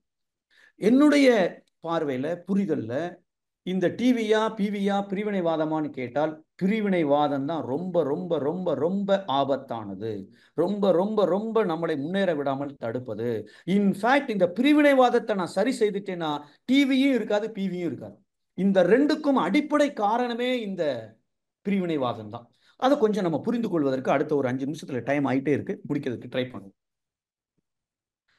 இது அந்த நெற்றியில் உச்சியில் ஞாபகமாயிருங்கிற அந்த அந்த கவிதை. இதுல வந்து பணம் பாசம் இது இல்லறத்தை சிதைக்கக்கூடிய பிரிவினைவாதத்திற்கு அடிப்படை காரணமாக இருப்பது பொருள், மக்கள், பொருள் பற்று, மக்கள் பற்று. அதை கிளியரா மகரிஷி அவர்கள் பணம் பாசம் இந்த 2 தான் மனிதருடைய வாழ்வை பாழாக்கும் நச்சுன்னு சொல்லிட்டார். அதாவது பாய்சன் அப்படின்னு சொல்றார். செயற்கையா வந்தது பணம், இயற்கையாக வந்தது பாசம். இந்த பாசத்தை அன்பாய் மாற்ற வேண்டும். பற்றற்று வாழ வழி வகுத்து விட்டேன் அப்படின்னு மகரிஷி இதுல குறிப்பிட்டிருக்கிறார். அப்ப இந்த மனசுல ஏற்படுகிற இந்த நோய்களுக்கு தீர்வு என்னன்னா முதல்ல பிரிவினைவாதம் தான் ரொம்ப முக்கியம். இந்த பிரிவினைவாதத்துக்கு அடிப்படை காரணமாக இருப்பது மக்கள் பற்று அல்லது பாசம், இன்னொன்னு பணம். இந்த 2ம் பிரித்து விடுகிறது. இன்னொரு கவிதையிலையும் அவர் சொல்லியிருப்பார். அப்போ கொஞ்சம் நம்ம யோசித்து பார்த்தோம்னா முதல்ல ஏன் பிரிவினைவாதம் இம்பார்ட்டன்ட்ங்கிறது அடுத்த ஒரு 2 ஸ்லைடு தள்ளி வருது அந்த ஸ்லைடு. அதற்கு முன்னாடி இதுக்கு என்ன தீர்வு என்று பார்த்தால் பாசத்தை அன்பாக மாற்ற வேண்டும். இதை நாம முயற்சி தான் செய்யணும். எப்படி முயற்சி செய்யணும்? 5 மணிக்கு பிறந்த நாள் விழாவுக்கு வீட்டுக்காரர் 7 மணி ஆயிடுச்சு வரல. எல்லாரும் வந்துட்டாங்க, ஆனா அவர் வரல. இப்போ அவர் மேல கோபம் வரும். எங்க நான் டெய்லியா உங்களை போட்டு நச்சரிச்சிட்டு இருக்கேன். இன்னைக்கு எனக்கு பிறந்த நாள், வீட்டுக்கு ஒரு 10 பேர் வராங்க, நீங்க 5 மணிக்கு வாங்கன்னு சொன்னா, நீங்களே 7 மணிக்கு சொன்னா நீங்களே என்ன ஒரு மனுஷியாவே கன்சிடர் பண்ணல, எதுக்கு நீங்க கல்யாணம் பண்ணீங்க அப்படின்னு கோபம் பயங்கரமா வந்துட்டு இருக்கும். இது டிவி தான் பிரச்சனை தான். ஆனால் இதே கல்யாணம், இதே பிறந்த நாளுக்கு அப்பா 5 மணிக்கு வரேன்னாரு, 7 மணி வரைக்கும் வரல. அப்பாட்ட எப்படி கோவப்படுவோம்? இதே அளவு கோவப்படுவோமா? இல்ல அப்பாட்ட என்னப்பாச்சு, ஏதாவது டிராஃபிக் ஜாம் ஆயிட்டா, இல்ல ஏதாவது உடம்பு சரியில்லையா, ஏதாவது ப்ராப்ளமா, வாங்க வாங்க உட்காருங்க, முதல்ல தண்ணியை குடிங்க, அப்புறம் அங்க ஒரு ட்ரீட்மெண்ட், இங்க ஒரு ட்ரீட்மெண்ட். இதுக்கு பேர் என்னது? அன்பு. இதுக்கு பேர் என்ன? பாசம். இந்த பாசம் என்பது விளைவு அறியாது, விளைவு தெரியாம காட்டு வெள்ளம் மாதிரி அடிச்சு தாளிச்சிரும். அப்போ நம்ம பாசத்தை அன்பாக மாற்ற வேண்டும் என்று மகரிஷி சொல்லுகிறார். பையன் 2வது தடவையா வாட்டர் பாட்டில தொலைச்சிட்டான். 2வது தடவை வாங்கி கொடுத்தையும் தொலைச்சிட்டான். அப்போ கோபம் வரும். ஆனா இதே இது அண்ணன் பையன் 2வது தடவை தொலைச்சிட்டான், 3வது தடவை தொலைச்சிட்டான் அந்த பையனை. ஆனா நம்ம என்ன சொல்லுவோம்? எங்கேயும் விட்டுட்டியாப்பா, பரவாயில்லப்பா, அடுத்த தடவை கேர்ஃபுல்லா இருங்க. இது தான் பையன் ஏன் சொல்லல? அது அன்பு, இது பாசம். இதையும் நம்ம பாசத்தை அன்பாக நம்ம குழந்தைகள்கிட்ட, நம்ம வீட்டுக்காரர்கிட்ட நாம மாத்தணும். 10 முறை போன் செய்யறோம், வீட்டம்மா போன் எடுக்கல, கோபம் வருது. இதே இது தன்னுடைய க்ளோஸ் ஃப்ரெண்டோட நண்பரோட ஒய்ஃபுக்கு போன் பண்றோம், அந்த அம்மா போன் எடுக்கல, ஓ சாரிங்க டிஸ்டர்ப் பண்ண நினைக்கிறேன், 10 தடவை ட்ரை பண்ணி உங்களை டிஸ்டர்ப் பண்ணணும். என்ன ஒரு லாஜிக்கு? அவங்கள டிஸ்டர்ப் பண்ணிட்டு இவரு கீழே விழுந்து கேட்கிறாரு, ஆனா வீட்டம்மாட்ட ஏன் அப்படின்னு கோபம் வருது. அப்போ பிரிவினைவாதம், பாசம் அதற்கு காரணமாக இருக்கிறது. இப்படி நம்ம நிறைய இதை சொல்லலாம். இதற்கு என்ன செய்யணும்? மகரிஷி அவர்கள் தீர்வை கொடுக்கிறார்கள் பிரிவினைவாதத்தை அட்ரஸ் பண்றதுக்கு.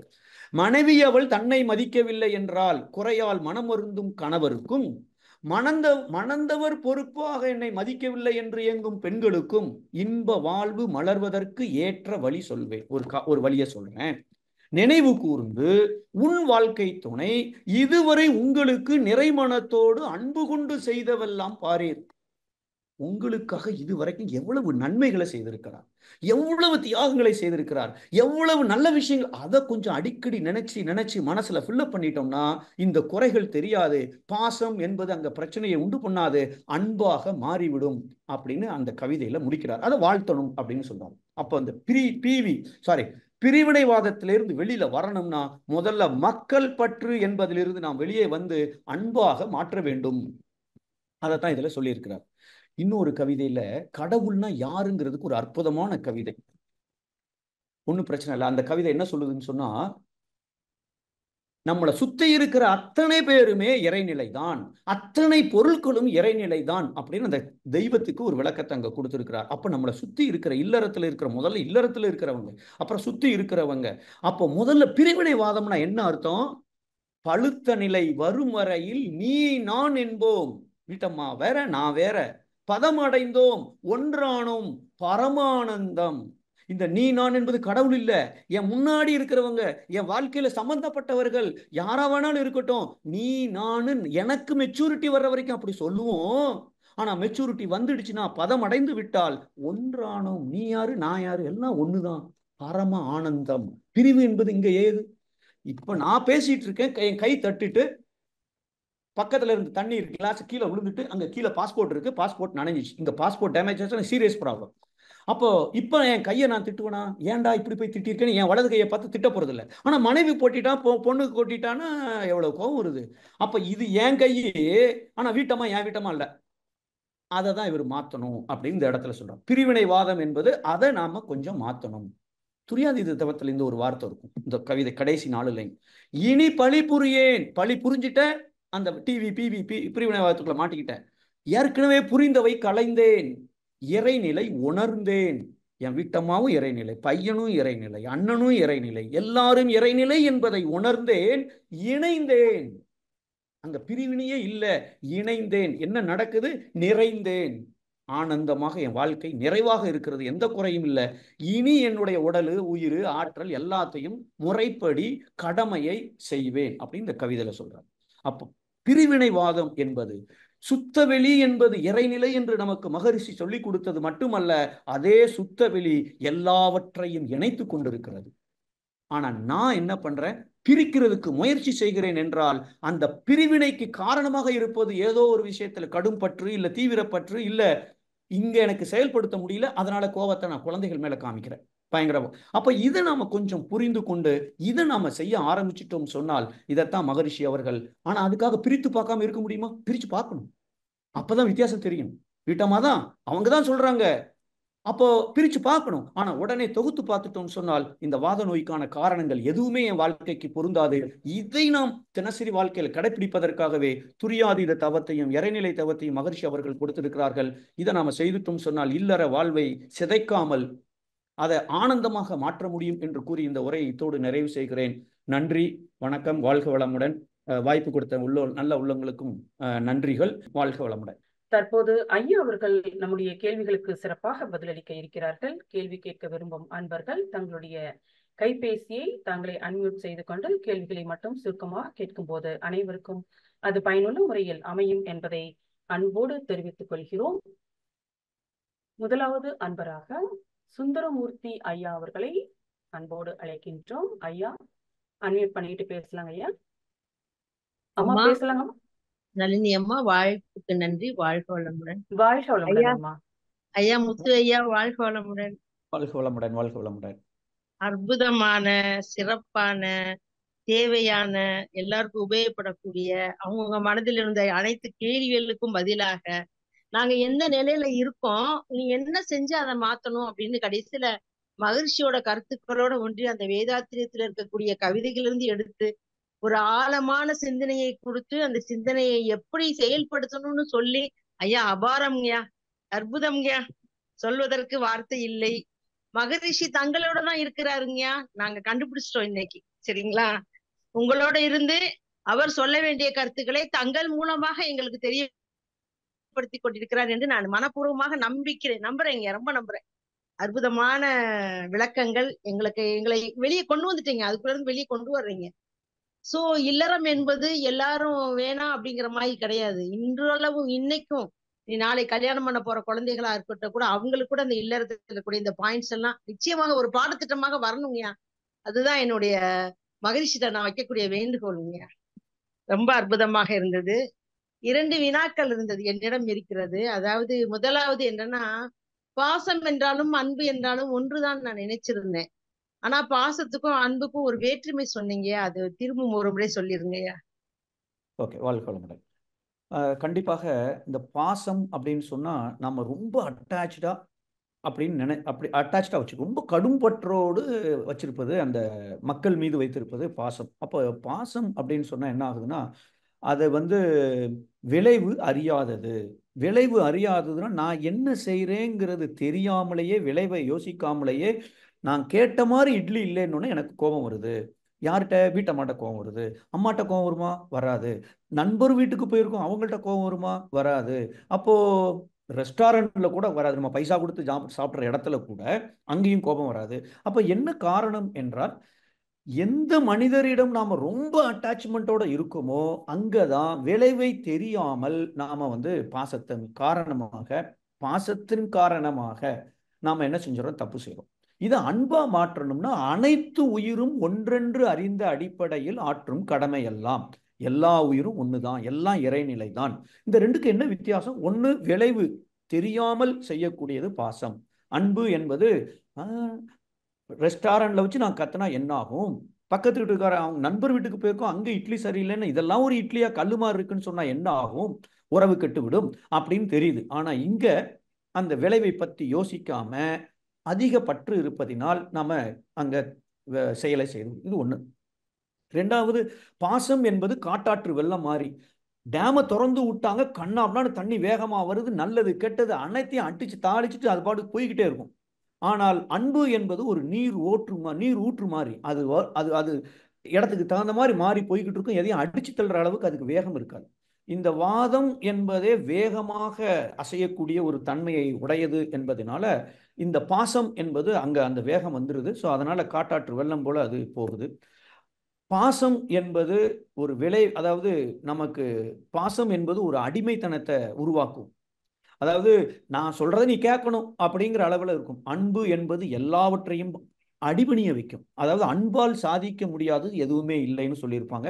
ஸோ இந்த அன்புக்கும் பாசத்துக்கும் என்ன வித்தியாசம்னா, விளைவு அறியாமல் நாம் எதெல்லாம் வேகமாக செய்கிறோமோ, பாசத்தின் காரணமாக செய்கிறோம், அந்த இடத்துல கொஞ்சம் நாம் டிட்டாச் ஆயிடணும், பற்றற்ற பற்றுக்கு கொண்டு வரணும்.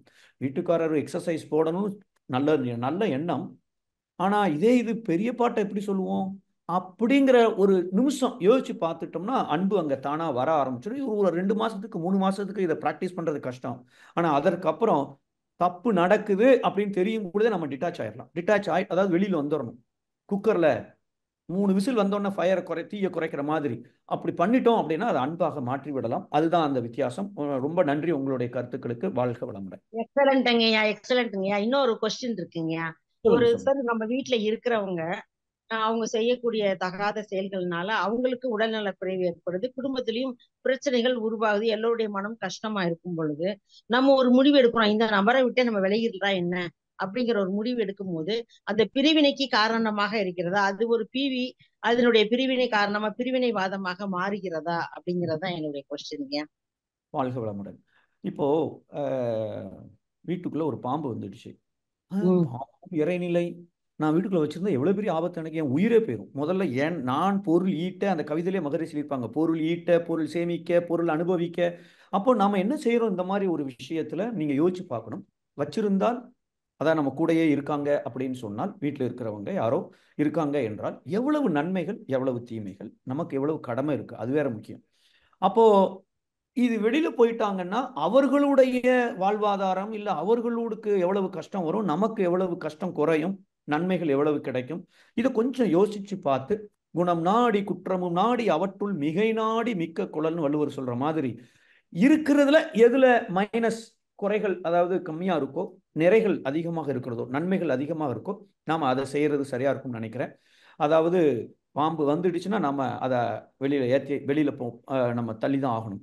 அந்த அளவுக்கு அது விஷமாக இருக்கிறது, பெரிய பிரச்சனையாக இருக்கிறது, இதுக்கு வேற வழியே இல்லை அப்படின்னு சொன்னால் அதை செய்யலாம். இல்லை இறைநிலைதான் நம்மோடு சம்பந்தப்படுத்தி எனக்கு இதை சமாளிக்கக்கூடிய திறமையும் தகுதியும் ஆற்றலும் அறிவும் இருக்கிறது என அவன் நம்பி கொடுப்பதினால் அப்படியே ஏற்றுக்கொண்டு இதுல நான் பாதிக்கப்படாமல் எப்படி இருக்க முடியும் என்பதை யோசித்து செயல்படுத்த முடியும் அப்படின்னு சொன்னா சூப்பர். இதுதான் நம்பர் 1 முயற்சி பண்ண வேண்டியது. முடியல என்றால் அந்த 2வது விஷயத்தை செய்யலாம். இது கொஞ்சம் நீங்க ஒரு அரை நாள் மௌனமா இருந்தீங்கன்னா உங்களுக்கே சொல்லும், ஆகா நம்மளும் இதை கொஞ்சம் முயற்சி பண்ணி பார்க்கலாமே, ஏன் நம்ம அப்படி செய்யணும் அப்படின்னு சொல்லிட்டு. இப்போ கடமை இருக்கு, பொறுப்பு இருக்கு, அம்மான்னு வச்சுக்கோங்க உதாரணத்துக்கு, அல்லது அப்பான்னு வச்சுக்கோங்க, பாட்டின்னு வச்சுக்கோங்க. கண்டிப்பாக நாம அதுல கொஞ்சம் காம்ப்ரமைஸ் பண்ண வேண்டியது இருக்கலாம். இல்ல இது 2ஆம் லெவல் 2வது டிகிரியில் இருக்கிறவரு அப்படின்னா நம்ம கொஞ்சம் அந்த செகண்ட் ஆப்ஷனுக்கு போகலாம். வெளியில வச்சுக்கலாமா, அங்க வச்சு பாதுகாத்துக்கலாம், அங்க வச்சு நம்ம அவங்களை எல்லாம் கவனிப்போம், ஆனா கூட இருக்க வேண்டாம் அப்படின்னு யோசிக்கலாம். ஸோ நீங்க தான் இதை ஒரு அரை நாள் மௌனம் இருந்தீங்கன்னா எது பெஸ்ட் சாய்ஸ், எதுல நிறைகள் அதிகம் குறைகள் கம்மிங்கிறத பார்த்துட்டு முடிவு செஞ்சுக்கலாம். கண்டிப்பாங்க, ரொம்ப சூப்பர்ங்க. நான் என்ன நினைச்சுக்கிறேங்க, என்னை புடம்போடுகிறார்கள், இறைநிலை பல வினைக்காக நம்முடைய வினைகளை போக்குவதற்காக புடம் போட்டுக் கொண்டிருக்கிறார் என்று நான் மௌனத்திலிருந்து சாதிச்சுட்டு வாழ்த்தி கொண்டிருக்கிறேன் ஐயா. வாழ்க வளமுடன். நன்றி நன்றி, ரொம்ப நன்றிங்க, வாழ்த்துக்கள். உங்க அருட்பணி சிறக்க இந்த சாந்தி சுந்தரத்தின் அன்பான வணக்கங்களும் வாழ்த்துக்களும் ஐயா. நன்றி நன்றி நன்றி. வாழ்க வளமுடன் அம்மா. நளினி அம்மா, வாழ்க வளமுடன். நன்றிங்கம்மா. வாழ்க வளமுடன் அம்மா, வாழ்க வளமுடன். நன்றி அம்மா, நன்றி. வாழ்க வளமுடன் அம்மா. வணக்கம்மா, சுந்தரமூர்த்தி கோயம்புத்தூர்ல இருந்து பேசுறேன். வாழ்க வளமுடன் ஐயா. பேசுங்க ஐயா, பேசலாங்க ஐயா, கேள்வி கேட்கலாம் ஐயா. வாழ்க வளமுடன் ஐயா. மியூட் ஆயிடுச்சுங்க ஐயா, மைக்கு திரும்ப டச் பண்ணுங்க, மியூட் ஆயிடுச்சு. வாழ்க வளமுடன் ஐயா. சுந்தரமூர்த்தி ஐயா.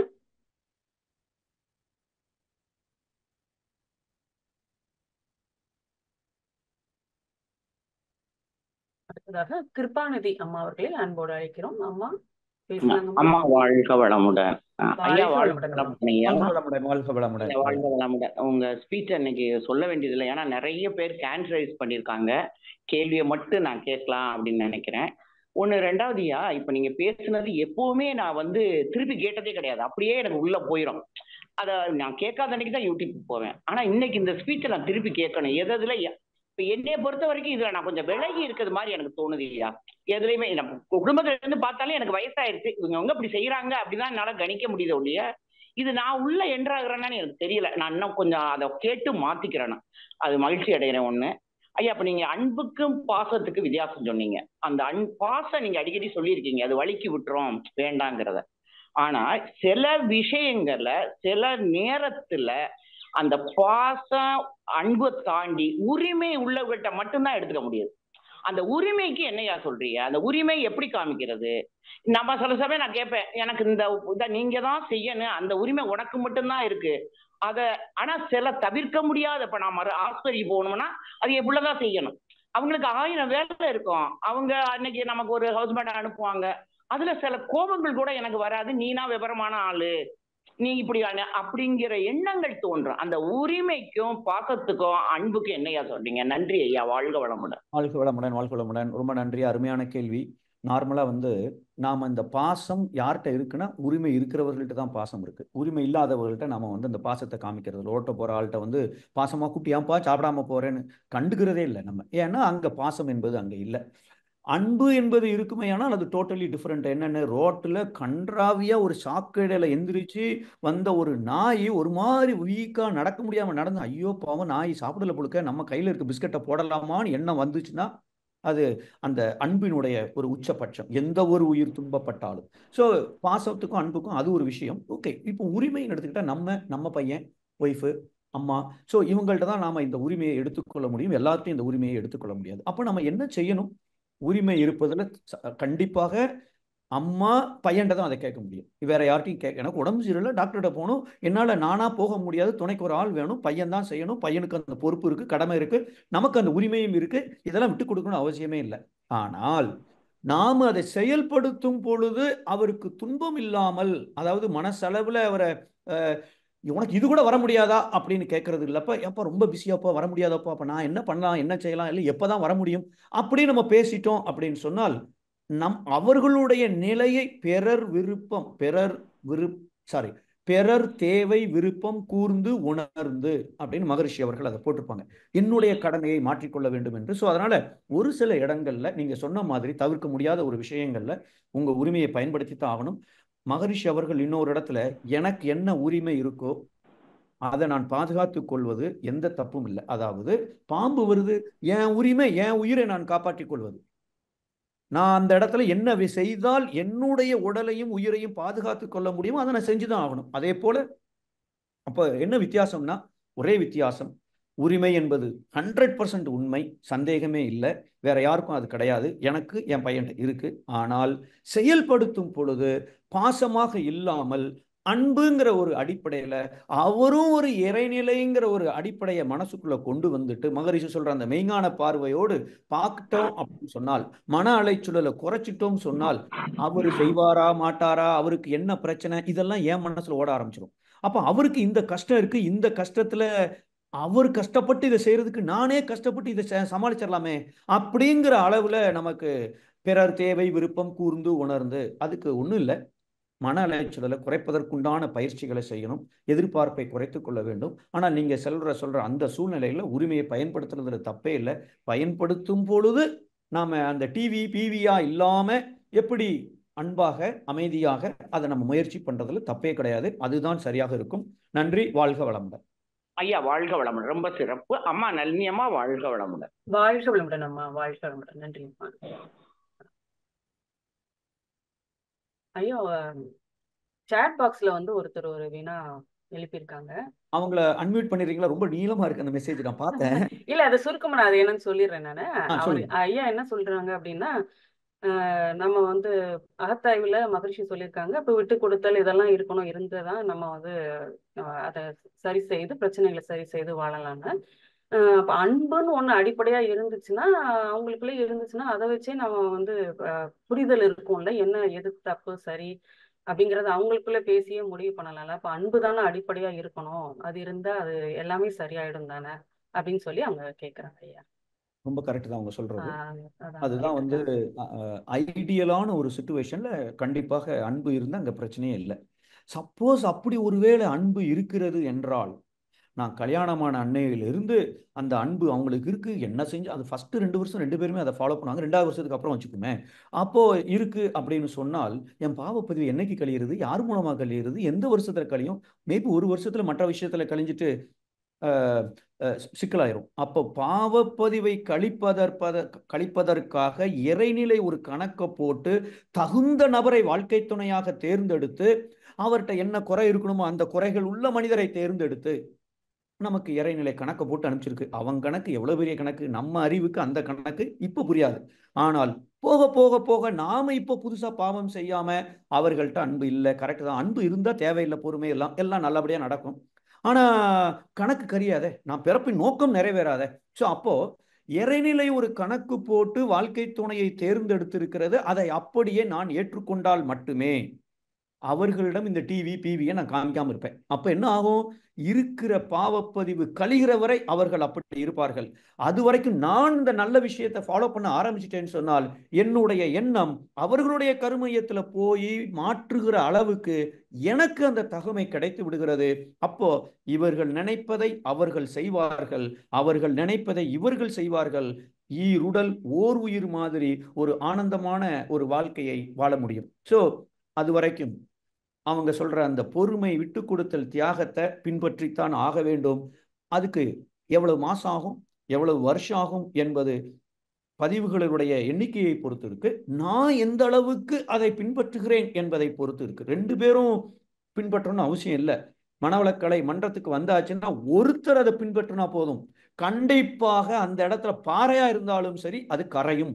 அந்த அளவுக்கு நம்ம மகரிஷி அவர்கள் வழிமுறைகளை கொடுத்துட்டார்கள். அது கொஞ்சம் பொறுமையோடு செய்யணும். நன்றி. வாழ்க வளமுடன். வாழ்க வளமுடன் ஐயா. நன்றி ஐயா. அடுத்ததாக சௌமியா அம்மா அவர்களே அன்போடு அழைக்கிறோம். அன்மியூட் பண்ணிட்டு பேசலாங்கம்மா.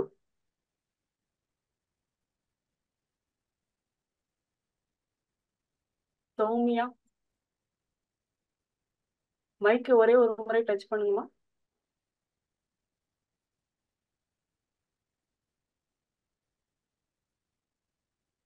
வள்ளி நாயக்கி முத்துக்குமார், அன்மியூட் பண்ணிட்டு பேசலாங்க ஐயா. நிறைய புதிய அன்பர்கள் ஹேண்ட் ரைஸ் பண்ணிருக்காங்க. அவங்க எப்படி அன்மியூட் பண்றதுன்னு தெரியலையா என்னன்னு தெரியல. அது ஒரு கொஞ்சம் மொபைல்ல கொஞ்சம் கஷ்டமா இருக்கலாம் அவங்களுக்கு. அதான். ஹலோ, வாழ்க வளமுடன். வாழ்க வளமுடன் அம்மா, பேசலாமா? ஐயா வாழ்க வளமுடன் ஐயா. சௌமியா ஐயா, ஆக்சுவலி இப்ப நீங்க சொல்றீங்க இந்த மாதிரி, நீங்க சொல்றது எல்லாமே ஃபாலோ பண்ணிட்டு வந்துட்டு இருக்கேன். பட் என்னன்னா 2 பக்கமும் அந்த இது இருக்கிறப்ப 2 பக்கம்னா ஹஸ்பண்ட் ஒய்ஃப்ல இப்போ ஒய்ஃப் எல்லாத்தையும் ஃபாலோ பண்ணிட்டு ஹஸ்பண்ட் சுத்தமா ஒண்ணு கூட ஃபாலோ பண்ணலன்னா அதனால எஃபெக்ட் ஃபேமிலிக்கு ஆகுது இல்லைங்க. அது எப்படி ஓவர் கம் பண்றது அப்படின்றது ஒரு டவுட்டுங்க. அதாவது இப்ப நீங்க சொல்ற விஷயங்கள் நானும் ஃபாலோ பண்றதுனால என்ன எஃபெக்ட் பண்ணாம இருக்கு. ஸோ நான் என்னோட routine I keep on doing that. But ஆனா ஹஸ்பண்டும் ஃபாலோ பண்ணாதேன்னு இந்த பாயிண்ட்ஸ் எல்லாம் அவங்களுக்கும் தெரிஞ்சா அவங்களும் ஃபாலோ பண்ணா அது ஃபேமிலிக்கு யூஸ்ஃபுல்லா இருக்கும் இல்லைங்க. இல்லைன்னா என்ன அவங்க அதே யோசனை எமோஷனல் திங்கிங்ல அப்படியே இருந்துட்டு இருப்பாங்க. ஸோ தட் ஃபேமிலியோட சர்க்கம்ஸ்டன்ஸ் என்விரான்மெண்ட் எல்லா பசங்களையும் அதை அஃபெக்ட் பண்ணும். ஸோ இன்னொன்று அந்த ஈகோவோடவே இருப்பாங்க, அதிகாரத்தோடயும் இருப்பாங்க. ஸோ எல்லாமே அது கலந்து இருப்பாங்க. அப்ப நம்ம அமைதியா நம்ம பாட்டுட்டு நம்ம வேலை செஞ்சாலும் அது பசங்களை இம்பாக்ட் ஆகுதுங்க. நான் இம்பாக்ட் ஆகாம இருந்தாலும் பசங்க பாக்குறப்ப என்ன வீடு என்விரான்மெண்ட்டே மாறி இருக்கு அப்படின்ற மாதிரி அவங்களுக்கு ஒரு மாதிரி ஆகுது. அது ஒரு கொஸ்டின் ஐயா. அப்புறம் செகண்ட் கொஸ்டின் நித்யானந்த தவம் நீங்க சொல்வீங்க எப்ப டைம் கிடைக்குதோ நிறைய நித்யானந்த தவம் பண்ணா அந்த மன வலிமை கூடும் அப்படின்னு நீங்க நிறைய தடவை சொல்லியிருக்கீங்க. ஸோ எவ்ரி டைம் இப்ப எங்கன்னா வெளியே போகும்போது கூட நித்யானந்த தவம் பண்ணலாமாங்கய்யா? இல்ல நான் சும்மா வேலை இல்லாம ஐடலா உட்கார்றப்போ வீட்டுல எந்த டைம் வேணாலும் நம்ம நித்யானந்த தவம் இல்ல எனி மெடிடேஷன் ஆத்னா அது பண்ணலாமாங்கய்யா? அது ஒரு கொஸ்டின். இன்னொரு கொஸ்டின் எனக்கு சில நேரத்துல ஆட்டோமேட்டிக்காவே எனக்கு ஆத்னால அந்த ஒரு ஃபீலிங் வரும். அந்த கண்ணை மூடி மெடிடேஷன் பண்ணலினாலும் சும்மாவே நான் அப்படியே ஒரு நெத்தியை ஞாபகப்படுத்துறப்போ எனக்கு அந்த ஃபீலிங் வந்துடும் ஆட்டோமேட்டிக்கா நெத்தியில. சோ அந்த மாதிரி எப்பவுமே அது இருக்கிறது கரெக்டுங்களாயா? ஓகேவா? இது ஒரு கொஸ்டின். ரொம்ப நன்றி. முதல்ல 3வது கேள்வியிலிருந்து போகலாம். கண்டிப்பாக அது ரொம்ப கரெக்ட். நெற்றியில் உச்சியில் ஞாபகமாயிருன்னு மகரிஷி சொன்னது தவத்தில் இல்லை, மற்ற நேரத்துல. அதுவும் நான் எதிர்பார்த்தது நடக்காத போது உங்களுக்கு இங்க உணர்வு இருக்கிறது என்றால் நீங்க ரியாக்ட் பண்ண மாட்டீங்க. ஒருத்தர் பெரிய ஒரு டிவியே கீழே பத்தட்டி உடைச்சிட்டா கூட நீங்க இம்மிடியட்டா ரியாக்ட் பண்ண முடியாத அளவுக்கு அலைச்சொல்லல் 14க்கு கீழே இருக்கும். இங்க உணர்வு இருந்தால் இப்ப நம்ம என்ன செய்யலாம் அப்படிங்கிற அளவுக்கு உங்களுக்கு அந்த விளைவு அறிந்து செய்யக்கூடிய ஒரு தன்மை தானா வந்துடும். ஸோ அதனால ரொம்ப ரொம்ப ரொம்ப நல்லது. இதை எல்லாருமே டார்கெட் பண்ணணும். என்னென்னு தவம் செய்கிற மற்ற நேரங்களையும் இங்க உணர்வை வைத்துக்கொள்ள முடியுமா அப்படி அட்லீஸ்ட் எதிர்பார்த்தது நடக்கலையா உடனே இந்த இடத்துக்கு கொண்டு வர முடியுமா அப்படி நினைச்சிட்டோம். கருமையத்துல பழக்கத்தின் காரணமாக என்ன எண்ணம் இப்பொழுது என்னை செயல்படுத்த தூண்டுமோ அதை சுவிட்ச் ஆஃப் பண்ணிட்டு நான் யோசிச்சு செய்கிற ஆகாமிய கர்மம் என் கட்டுப்பாட்டிற்கு வந்து விடுகிறது. ஸோ ரொம்ப ரொம்ப ரொம்ப அது கரெக்ட். ரெண்டாவது விஷயம், நித்யானந்த தவம் நான் செய்ய சொல்லியிருப்பேன், மன வலிமைக்காக அல்ல. எப்பெல்லாம் அப்செட் ஆறீங்களோ, எப்பெல்லாம் மனசு ஒரு துன்ப உணர்வாக இருக்கிறதோ இல்லை ஒரு வெறுப்பு உணர்வை ஃபீல் பண்ணுதோ, அப்பெல்லாம் நாம நித்யானந்த தவம் செய்தால் அந்த காந்த ஆற்றல் கர்மயத்தில் இருக்கிற சுத்தவெளியிலிருந்து எடுத்து தூய்மையான ஆற்றலை டாப் டு பாட்டம் நாம குளிப்பாட்டும் பொழுது ஒவ்வொரு செல்களும் புத்துணர்ச்சி அடைவதனால் நாம ஏதோ ஒரு ஃபோன் கால் வருது, ரொம்ப மோசமானது, இல்லை நம்மளை டென்ஷன் படுத்துற மாதிரி ஏதோ சொல்லிட்டாங்கன்னா போனை வச்சுட்டு உடனே என் கடமையை செய்ய முடியாம அதையே என் மனசுல ஓடிக்கிட்டே இருக்கு. அப்போ நான் ஒரு டீ போட்டா கூட சுகருக்கு பதிலாக உப்பை போட்டுடலாம். அப்போ அதற்கு பதிலாக ஒரு 2 நிமிஷம் கண்ணை மூடிட்டு ஒரு நித்யானந்த தவம் நம்ம எல்லா தவமும் ஒழுங்கா செஞ்சிருந்தா நித்யானந்த தவம் நல்லபடியா வரும். அப்போ உண்மையிலேயே கருமையத்தில் இருக்கிற ஆற்றல் இங்க இருந்து எல்லா இடத்துக்கும் போகும் பொழுது சில பேர் அப்செட் ஆனா 2 மணி நேரத்துக்கு அந்த அப்செட் இருக்கும். நித்யானந்த தவம் ஒழுங்கா செஞ்சா 2 நிமிஷத்துல மறுபடியும் வந்துடலாம். நம்மளுக்கும் உணர்வுகள் இருக்கு, உணர்ச்சிகள் இருக்கு, அப்செட் கூட ஆகலாம். ஆனா அடுத்த நொடியில நம்ம உடனே சந்தோஷமான நிலைக்கு ஏற்றுக்கொள்கிற பக்குவத்துக்கு வர்றதுக்கு நித்யானந்த தவம் உதவி செய்யும். மனோசக்திக்கு நம்ம மகர்ஷி கொடுத்திருக்கிற ஆக்னை துரியம் துரியாதீதம் செய்ய செய்ய செய்ய செய்ய கண்டிப்பாக மனோசக்தி கொடும். நித்யானந்தம் ஒட்டுமொத்த உடலையும் நித்தி ஆனந்தம் டெய்லி ஆனந்தமாக இருப்பதற்கு அந்த தவம். ஸோ அதனால நேரம் கிடைக்கும் போது தாராளமாக செய்யலாம், தப்பே இல்லை. மற்ற தவங்கள் மனோசக்தி அதிகம் தேவை, அதற்கு மற்ற தவங்களையும் நீங்க செய்யலாம். இது 2வது கேள்வி. 3வது கேள்வி கண்டிப்பாக இது இல்லறத்தில் இருக்கிற எல்லாருக்கும், எல்லா முக்காவாசி குடும்பத்தில் இருக்கிற ஒரு பிரச்சனை. மனைவி மன்றத்தில் இருப்பாங்க, இல்லை கணவன் மட்டும் இருப்பார், மனைவி வரமாட்டாங்க. மனைவி எல்லாம் செய்வாங்க, ஆனால் கணவன் மட்டும் 1% கூட அதை ஃபாலோ பண்ண மாட்டார். அதுவும் நீங்க இன்ஃபேக்ட் நீங்க சொல்லாம விட்டுருந்தீங்கன்னா 4 வருஷத்துக்கு மன்றம் வந்திருப்பார். நீங்க அதனுடைய நன்மைகளை திருப்பி திருப்பி சொல்றதுனால அந்த 4 வருஷம் 8 வருஷமா கூட மாறி இருக்கலாம். ஏனென்றால் இருவருக்கும் இடையே இருக்கக்கூடிய நெகட்டிவான காந்த அலை ஒருவரை ஒருவர் அந்த ஒரு பர்டிகுலர் விஷயத்திலேயோ பல விஷயத்திலேயோ புறந்தள்ளி கொண்டு 2 பேரும் விலகிட்டே இருப்பாங்க. இந்த மன்றம்ங்கிற ஒரு விஷயத்துல என்ன காரணம் நீங்களே சொல்லிட்டீங்க, ஈகோவோட இருப்பார்கள். கண்டிப்பாக பெண்களை விட ஆண்களுக்கு தன்முனைப்பு என்பது அதிகம். Men are from Mars, women are from வீனஸ்னு ஒரு புத்தகம் எழுதியிருப்பாங்க. அதுல தன்மைகளை கொடுத்துருப்பாங்க. மார்ஸோட தன்மை என்னன்னா, பெண்களை விட ஆண்களுக்கு தன்முனைப்பு அதிகம், ஆண்களை விட பெண்களுக்கு உணர்வுகளுக்கு அதிக முக்கியத்துவம் கொடுப்பவர்கள் பெண்கள். அப்போ நாம இதை கொஞ்சம் புரிஞ்சுக்கிட்டு அவங்க ஆணவத்தோடு இருக்காங்கன்னா உண்மையிலேயே வாழ்க்கை துணை என்ன செய்யணும்னா, வீட்டுக்காரருக்கு எவ்வளவு ஆணவம் இருக்கோ அந்த ஆணவத்துல தீய போட்டு கொளுத்தாம அதற்கு தீனி போடணும். என்ன தீனி போடணும், எப்படி போடணும்? வீட்டுக்காரர் சொல்றாரு 5 3 7 கரெக்டுங்க அப்படின்னு சொல்லிட்டு விட்டுட்டு 2 மணி நேரம் கழிச்சோ 2 நாள் கழிச்சோ 2 மாசம் கழிச்சோ அன்னைக்கு ஒரு நாள் 5 3 7ன்னு சொன்னீங்களேங்க, இந்த புத்தகத்துல 8ன்னு இருக்கு, ஒருவேளை பிரிண்டிங் மிஸ்டேக், அப்பவும் பிரிண்டிங் மிஸ்டேக்கா இருக்குமோன்னு அவர்கிட்ட சொல்லணும். கொஞ்சம் கண்டிப்பா யோசிப்பார். அவருடைய ஆணவத்துக்கு தீனி போடுவதற்கு பதிலாக தீயை போடுகிறோம் என்றால் இடைவெளி கூடிக்கிட்டே இருக்கும். மன்றம் இல்ல, எந்த விஷயத்தை பேசினாலும் அவர்களுக்கு நீ சொல்லி நான் என்ன கேட்கறதுங்கிற அளவுக்கு அது எகிரிட்டே போகும். இது ஆண்களுக்கு பெண்கள் செய்ய வேண்டிய ஒரு விஷயம். அதே போல பெண்களுக்கும் ஆண்கள் அவர்களுடைய உணர்வுகளுக்கு மதிப்பு கொடுக்கிற ஒரு ஒரு ஒரு குணத்தை ஆண்கள் அதை அதை அவங்க உணர்வுகளுக்கு மதிப்பு கொடுக்கிற ஒரு குணத்தை அவங்க கண்டிப்பாக அதை செயல்படுத்தணும். இது ஆண்களுக்கு அவ்வளவு ஈஸியா வர்றதில்லை. இப்ப நாங்க கல்யாணமான புதுசுல எங்க அம்மா எங்க கூட எங்க சென்னையில இருக்கும் பொழுது எங்க அம்மா ஒரு நாள் என்கிட்ட சொல்றாங்க, நீ ஆபீஸ் போற, டெய்லி வரும்போது அவளுக்கு ஒரு மல்லிகைப்பூ உனக்கு வாங்குறதுக்கு கூட உனக்கு தெரியாதா உனக்கு? அது அப்போ என்ன அர்த்தம்? அந்த உணர்வுகளை நான் திருப்திப்படுத்துகிறேன் என்றால் அவங்களுக்கு அது போதும். 1 கோடி பணம் இல்லை, இந்த உணர்வுகளை இந்த 2ஐயும் கொஞ்சம் புரிஞ்சுக்கிட்டு அதை செஞ்சுட்டோம் அப்படின்னு சொன்னால் நீங்க மட்டும் பின்பற்றினால் போதும். நீங்க உதாரண புருஷர்களாக நான் என்ன செஞ்சாலும் அவ கோவப்பட மாட்டாங்கிற அளவுக்கு நீங்க நடக்க ஆரம்பிச்சிட்டீங்க, அங்க டச் பண்ண ஆரம்பிச்சிட்டீங்கன்னு அர்த்தம். காந்தம் அங்க இப்ப ஈர்க்க ஆரம்பிக்குதுன்னு அர்த்தம். ஆனா அந்த அளவுக்கு நமக்கு பொறுமை இருப்பதில்லை. சில நேரங்கள்ல ஒருத்தர் மட்டும் மன்றத்துல பயிற்சிகளை செய்து பின்பற்ற ஆரம்பிச்சிட்டாங்கன்னு சொன்னால் கொஞ்ச காலத்துல உங்களுக்கு வரக்கூடிய துன்பங்கள் பிரச்சனைகள் கூடும். உட்கார இடம் கொடுத்தா படுக்க இடம் கேட்கிற நிலைமை வீட்டுக்குள்ளேயும் நடக்கும். அசரக்கூடாது.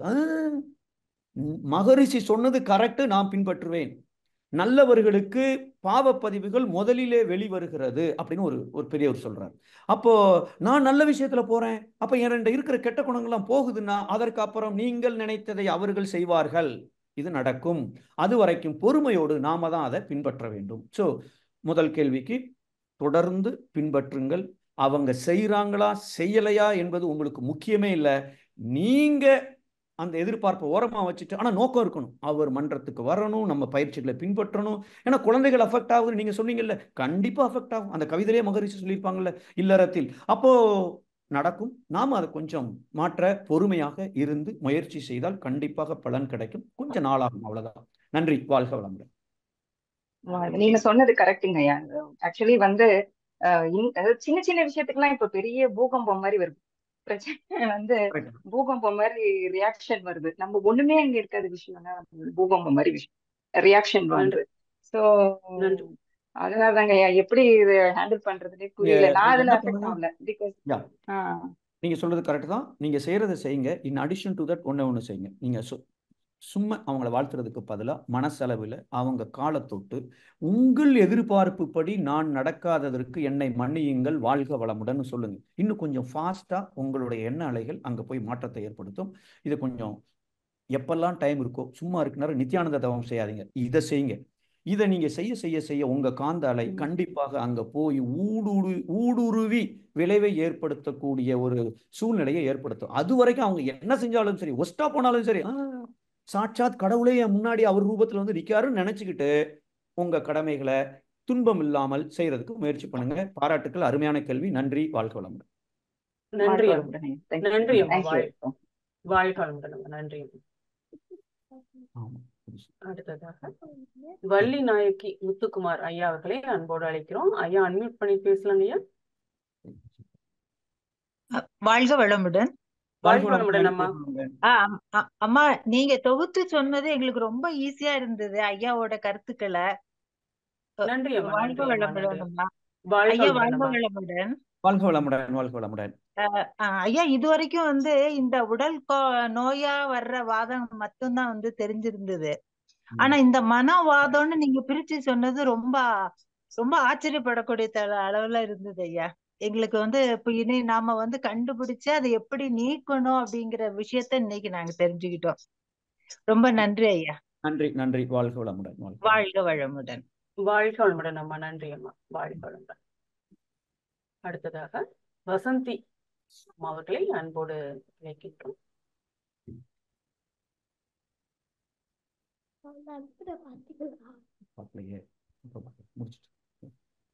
வசந்தி அம்மா அவர்களை அன்போடு அழைக்கிறோம். அன்மியூட் பண்ணிட்டு பேசலாங்கம்மா. வாழ்க வளமுடன். வாழ்க வளமுடன். நன்றி ஐயா. உங்களது வாதம் அப்படின்ற வார்த்தைக்கான ஒரு பெரிய ஆராய்ச்சியே பார்த்தோம், உடல் அளவுல மனதளவுல. என்னுடைய கேள்வி என்ன அப்படின்னா, அந்த தீவிரவாதம் அப்படின்றதுக்கான ஒரு தீவிரவாதம் வைராக்கியம் அந்த ரெண்டுத்துக்கும் இருக்கிற அந்த இது தொடர்பு சொல்லுங்க ஐயா. இப்ப ஒருத்தருக்கு வந்து இன்னாபிட் வந்து ரொம்ப அந்த தீவிரமா இருக்கிறாங்க, எந்த ஒரு குணத்தையும் அதையே வந்து அவங்க டோன்ஸ்ன்றதே டூஸாவும் மாத்திக்க முடியும் இல்லைங்களா? அவங்க குணத்துல தீவிரமா இருக்கிறது தான் அவங்களோட இன்னாபிட்னா அதையே வந்து நல்ல விதமாவும் மாத்திக்க முடியும். அப்படி பார்க்கும்போது அந்த அவங்க தீவிரவாதமா இருக்கிறது நல்லது தானே அப்படின்றது இருக்கு. அடுத்தது மகரிஷி அவர்கள் வந்து அந்த வார்த்தை 3 சொல்லியிருப்பாங்க இல்லையா, காமதேனு, கற்பகம், சிந்தாமணி அப்படின்றது. அந்த சிந்தாமணியும் அந்த தீவிரவாதம் அப்படின்றதுக்கும் இருக்கிற அந்த ரிலேஷன்ஷிப் சொல்லிடுங்க. வாழ்க வளமுடன். வாழ்க வளமுடன். வாழ்க வளமுடன். இப்போ முதல் கேள்வி எடுத்துக்குவோம். நீங்க சொன்ன லாஜிக் வந்து ரொம்ப ரொம்ப கரெக்டு.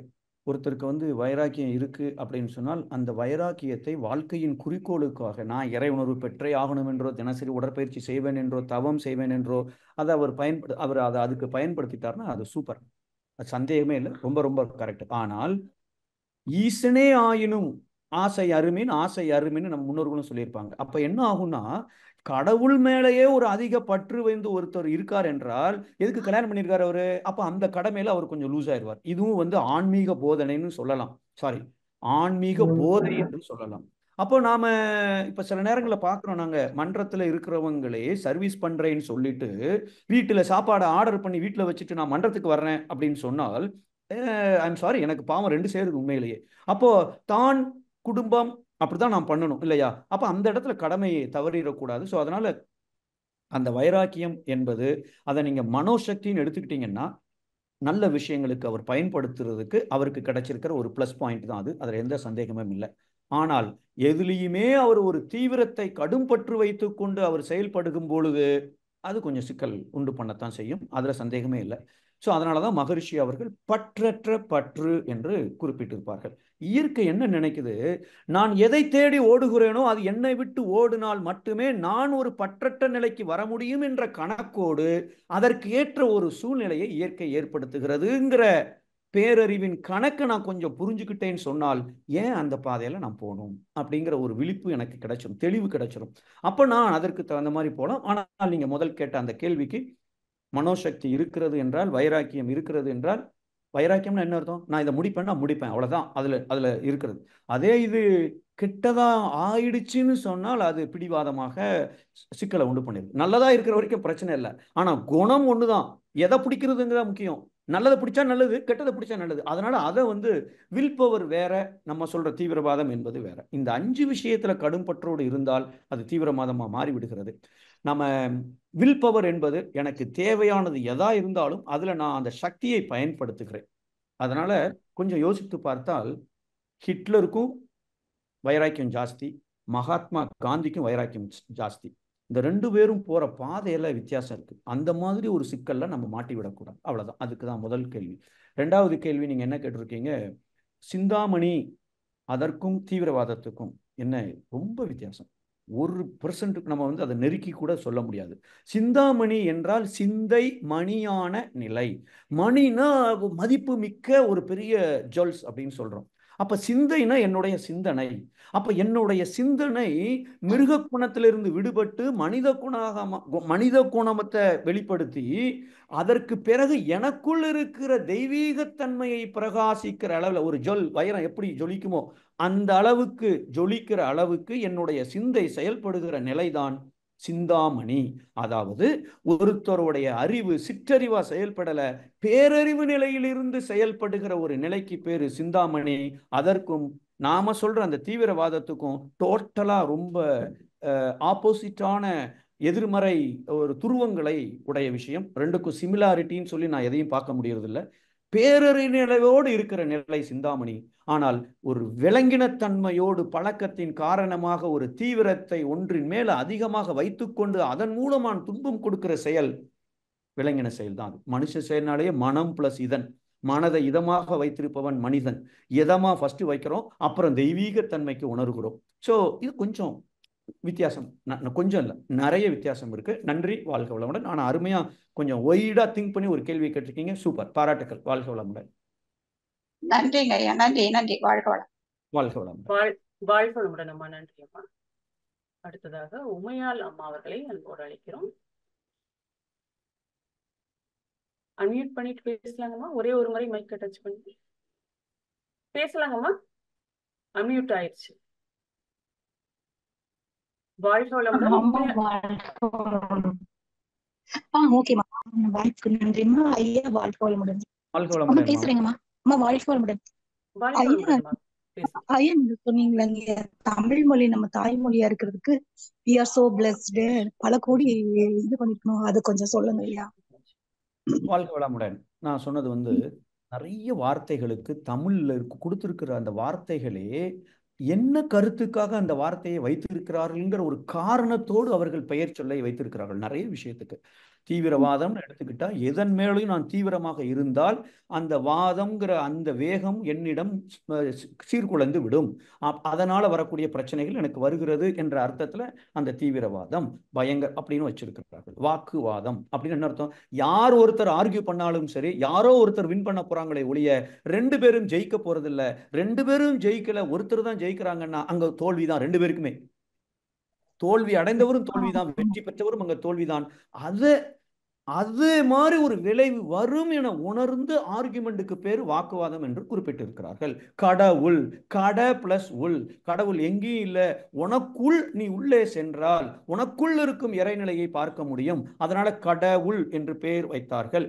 இப்படி 1-2 வார்த்தை இல்லை, 1000-2000 வார்த்தைகளை நம்ம பழக்கத்தில் இருக்கிற வார்த்தைகளுக்கு அர்த்தத்தை பொதிந்து தமிழ்ல அந்த வார்த்தைகளை கொடுத்திருக்கிறார்கள் அப்படின்னு நான் சொன்னேன். ஸோ பல வார்த்தைகளுக்கு இப்ப இங்கிலீஷ்ல அப்பார்ட்மெண்ட்னு சொல்றோம். அப்பார்ட்மெண்ட்னு என்ன அர்த்தம்? அப்பார்ட்னா பிரிஞ்சு பிரிஞ்சு இருக்கிறது, ஆனா பிளாட் தான் நெருங்கி நெருங்கி இருக்கும். அப்போ அவங்க வச்சிருக்கிற பேருக்கும் உண்மையான அதனுடைய அர்த்தத்துக்கும் பயங்கர வித்தியாசம் இருக்கு. தமிழ்ல அங்க ஆன்டினா மாமாவுடைய ஒய்ஃபும் ஆன்டி தான், அம்மாவோட அக்காவும் ஆன்டி தான், தங்கச்சியும் ஆன்டி தான், நாம சித்தி பெரியம்மா அத்தை, எப்படி தமிழ்ல பேரை கொடுத்து எப்படியெல்லாம் நமக்கு அந்த தமிழ் மொழி சிறப்பாக அமைத்திருக்கிறார்கள், அதை தான் நான் சொல்லியிருந்தேன். நன்றி, வாழ்க வளமுடன். மிக்க மகிழ்ச்சிங்கய்யா. நன்றி. தெளிவான விளக்கங்கய்யா. வாழ்க வளமுடன். அம்மா வாழ்க்கை. நன்றிங்கம்மா. வாழ்க வளமுடன்மா. வாழ்க வளமுடன்மா. நன்றிம்மா. அடுத்ததாக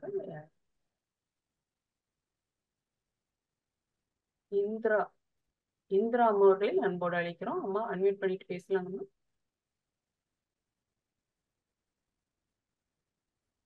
வாழ்க வளமுடன்.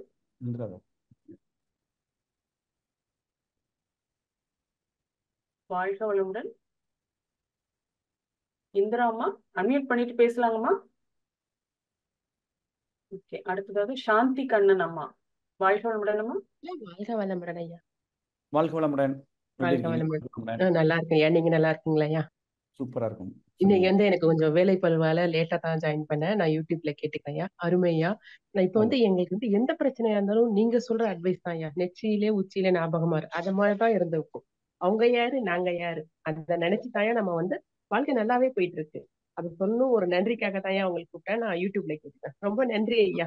ரொம்ப நன்றி. அதை நான் சொல்லல, மகரிஷியோட வேலையை பார்த்திருக்கேன். நன்றி, வாழ்க வளமுடன். நன்றி நன்றி ஐயா, ரொம்ப நன்றி அம்மா. நன்றி அம்மா. வாழ்க வளமுடன். வாழ்க வளமுடன் அம்மா. நன்றி அம்மா. வாழ்க வளமுடன் அம்மா. வாழ்க வளமுடன் அம்மா. வாழ்க வளமுடன் அம்மா. பேசலாங்கம்மா. இந்திரணி அம்மா பேசலாங்கம்மா. வாழ்க வளமுடன். வாழ்க வளமுடன்மா. வாழ்க வளமுடன். ரொம்ப சிறப்பான, அதே சமயத்துல மிக தேவையான விஷயத்த மிக தெளிவாக சொன்னீங்க ஐயா. நன்றி ஐயா. கேள்விகளுக்கு நீங்க கொடுத்த பதிலும் வியப்பானதா இருந்தது ஐயா. ரொம்ப பெருமையாகவும் இருந்தது. சின்ன வயதிலே முதிர்ச்சி பெற்று மிக அழகாக நம்முடைய அருட்தந்தை அவர்களுடைய கருத்துக்களை தெளிவாக எடுத்து சொல்லிட்டு இருக்கீங்க ஐயா. நீங்க சொல்லிக்கிட்டு வரும்போது, ஆரம்பத்துல இருந்து நான் கவனிச்சுட்டு வரும்போது, இத வேற யாரை பத்தியும் நம்ம கேட்டு விளக்கம் பெற வேண்டாம், நம்மளை பத்தியே கேட்போங்கிற முறையெல்லாம் கேட்கிறேன் ஐயா. கேட்கலாமா? கேளுங்க. வாழ்க வளமுடன். ஷோர். என்னுடைய 57 வருஷ கால இல்லறத்துல நீங்க சொன்ன எல்லாத்தையும் நான் கடந்து வந்திருக்கேன் ஐயா. அப்போல்லாம் எனக்கு சிறு வயதுல வேதாத்திரியத்துல அறிமுகம் இல்லை. ஆனாலும் ஓரளவு பெற்றோர்கள் பெரியோர்கள்லாம் சொன்னதை கேட்டு வாழ்க்கைய வாழ்ந்ததுனால பெரிய அசம்பாவிதம் நடக்காதபடி தவிர்த்து வாழ முடிஞ்சது. அதனால என்ன தோணுதுன்னு சொன்னா, இப்ப நாம மற்றவங்களுக்கு சொல்லலாம், எலிஜிபிள், நாம அவங்கள பார்த்து இப்படி இருக்கக்கூடாது, தப்பு, இது சரியா பண்ணிக்கலாம் அப்படின்னு சொல்ல தோணுது. ஆனாலும் சந்தர்ப்பம் கருதி நான் அதுல இருந்து விலகி இருக்கேன். இப்ப என்னுடைய வாழ்க்கையை பொறுத்த மட்டும் என்னுடைய வாழ்க்கை துணை எதையுமே நான் சொல்றத கேட்க மாட்டாங்க. அது ஒரு பெரிய பிளஸ் அண்ட் மைனஸ் பாயிண்ட்னு வச்சுக்கலாம் ஐயா. ரெண்டுமே கேட்க மாட்டாங்க. அதாவது கேட்க மாட்டாங்கன்னா என்ன, ஒரு முறைக்கு இருமுறையா வேறு ஒருவரிடம் அதை கேட்டு கன்ஃபார்ம் பண்ணிக்கிறது பழக்கம். அது எனக்கு ஒரு பெரிய ஆற்றாமையா இருந்தது. அப்போ நம்மளை நம்பலையா, அல்லது நமக்கு ஒன்றும் தெரியாதுன்னு நினைச்சிட்டு இருக்காங்களா? நானும் பணிபுரியறேன், அவரும் ஆசிரியரா, தலைமை ஆசிரியரா இருக்கார், நானும் தலைமை ஆசிரியரா இருந்து ஓய்வு பெற்றிருக்கேன். எந்த ஒரு செயலுக்கும் செவிசாய்க்க மாட்டாங்க. ஏதோ நல்ல காரணமா மன்றத்துக்கு வந்துட்டோம். 2 பேரும் மன்றத்துக்கு வந்தாலும் அவர் அந்த தொண்டு செய்வார். மன்றத்துக்கு தொண்டு செய்வார். ஆனா முறையா தவமோ அல்லது எக்ஸசைஸோ செய்ய மாட்டார். அதை நான் அடிக்கடி சொல்லுவேன். நான் சொல்றதுக்காகவே அது செய்ய மாட்டார். நீங்க சொல்லும்போது அது என் ஞாபகம் வந்துச்சு. நான் என்ன பண்ணுவேன், வேணும்னே அவருக்கு எதிராலேயே பாய போட்டு எக்ஸசைஸ் பண்ண ஆரம்பிப்பேன். சரி பார்த்துட்டா அது செய்யறாங்களா, அவர் ரூம்ல இருந்து எட்டி பார்த்துட்டு திரும்ப பெட்ல படுத்துப்பார். இந்த முரண்பாடு எனக்கு சகிக்க முடியல. இது ஒரு நல்ல விஷயம் தான் நம்ம சொல்றோம். இத்தனை வருஷத்துக்கு அப்புறம் 50 வருஷத்துல கிடைச்சிருக்கு. இதை அவர் அதை பின்பற்றினா இன்னும் நல்லா இருக்கு நம்ம வாழ்க்கை அப்படின்னு நான் நினைச்சேன். அதுல தவறு இருக்கிறதா எனக்கு தெரியவும் இல்லை. இப்படி நீங்க சொன்னதுனால, நீங்க சொன்ன கருத்துக்களால பிளவுபட்டு போகல அப்படிங்கிறதுக்கு நான் சொல்ல வரேன். உரிமையோட நான் கேட்க, ஆனா அவர் மறுத்தாலும் நான் சகிச்சுக்கிட்டேன், பொறுத்துக்கிட்டேன். ஒரு பொங்கி வரும், அந்த சமயத்துல அழுக பொங்கி வரும். ஆனாலும் சரி, அவங்களுக்கு தெரிஞ்சது அவ்வளவுதான் அப்படின்னு போயிட்டேன். இப்ப பாருங்க, இந்த விஷயத்த சொன்னாக்க நீங்க உங்க பிள்ளைக்காக தான் பேசுவீங்க, பிள்ளைக்கு எடுத்துட்டு தான் பேசுவீங்க, என் சார்பா நீங்க பேச மாட்டீங்க அப்படிங்கிற ஒரு பேர். மற்றபடி வேற எந்த பேரும் இல்லை, எனக்கு எந்த பேரும் அவங்க கொடுக்க முடியாது. ஏன்னா நான் வேதாத்திரியத்துக்குள்ள வந்துட்டு தான் மருமக்கமாரெல்லாம் எடுத்தேன். 3 பேர் இருக்காங்க. ஆனா நான் பிள்ளைங்களுக்கு தான் சார்பா பேசுவேன். இது இந்த மாதிரி ஒரு அசம்ஷன் அவங்க வச்சிருக்கிறது சரியா இல்லை என் மேல தவறுங்களா ஐயா? இதை நீங்க சொல்லணும். அடுத்ததா ஒரே ஒரு கேட்கலாமோ கேட்க கூடாதோ தெரியல. சாமிஜிய அப்பவே அம்மா சமுதாய பணிக்கு அர்ப்பணிச்சுட்டாங்க. ஆனா அவங்க போகும்போது கேட்டாங்க, நீங்க எங்க போய் எல்லாம் பண்ணாலும் நான் இறக்கும் தருவாயில நீங்க என்கிட்ட வந்துடணும் அப்படின்னு சொல்லி ஒரு சின்ன வேண்டுகோள் வச்சாங்க. இது அவங்களுக்கு நிகழலை. இது எதை குறிக்குது ஐயா? வாழ்க்கை வளமுடன், வாழ்க்கை வளமுடன். உண்மையிலேயே நீங்க இந்த வயதுல நீங்க இவ்வளவு தூரம் உங்களுடைய இதை கேட்டு இதை நீங்க சொல்லியிருக்கீங்க. உண்மையிலேயே மிகப்பெரிய பாராட்டுக்கள். அது மட்டுமல்ல, உங்க அம்மா அப்பா, அவங்க அம்மா அப்பா அதெல்லாம் அவங்கெல்லாம் கொஞ்சம் புண்ணியம் பண்ணினதுனால அவங்க சொன்னதை கேட்டு இவ்வளவு தூரத்துக்கு நீங்க பிரிவினை இல்லைன்னு சொன்னீங்க பார்த்தீங்களா, பெரிய ஒரு சாதனை. ஸோ அதை சகித்து கொண்டு பொறுத்து கொண்டு கேட்காட்டாலும் பரவாயில்ல அப்படின்னு இருக்கிறீங்கல்ல, இது almost like 60 mark 70 mark 60 mark கண்டிப்பாக 60 மார்க்கை தாண்டியாச்சு. ஸோ நீங்க புதுசா பாவம் சேர்க்கல, இருக்கிற பாவம் கழிஞ்சிட்டு இருக்கு, அந்த மாதிரி எடுத்துக்கொள்ளலாம். ஸோ அதே மிகப்பெரிய ஒரு சாதனை. இப்போ கொஞ்சம் யோசித்து பார்த்தோம்னா, நம்ம சொல்றது எக்ஸசைஸ் போட்டு நம்ம அவர் முன்னாடி பாய போட்டு போடுறது, இந்த டெக்னிக்கை நீங்க இல்லை எல்லாரும் செய்றாங்க. இதுல எத்தனை நன்மையும் அடைந்திருக்கிறார்கள். நம்ம இப்ப எனக்கு தேனியிலிருந்து லாஸ்டா ஒரு மாசத்துக்கு முன்னாடி இருந்தது. நாங்க இந்த தெளிவு பெறுவோம் சொல்லி தினசரி ஒரு கேள்வி பதில் நிகழ்ச்சி, ஒரு ஆடியோ ஒன்று ரிலீஸ் பண்ணுவோம், லைவா பேசுறோம் காலையில.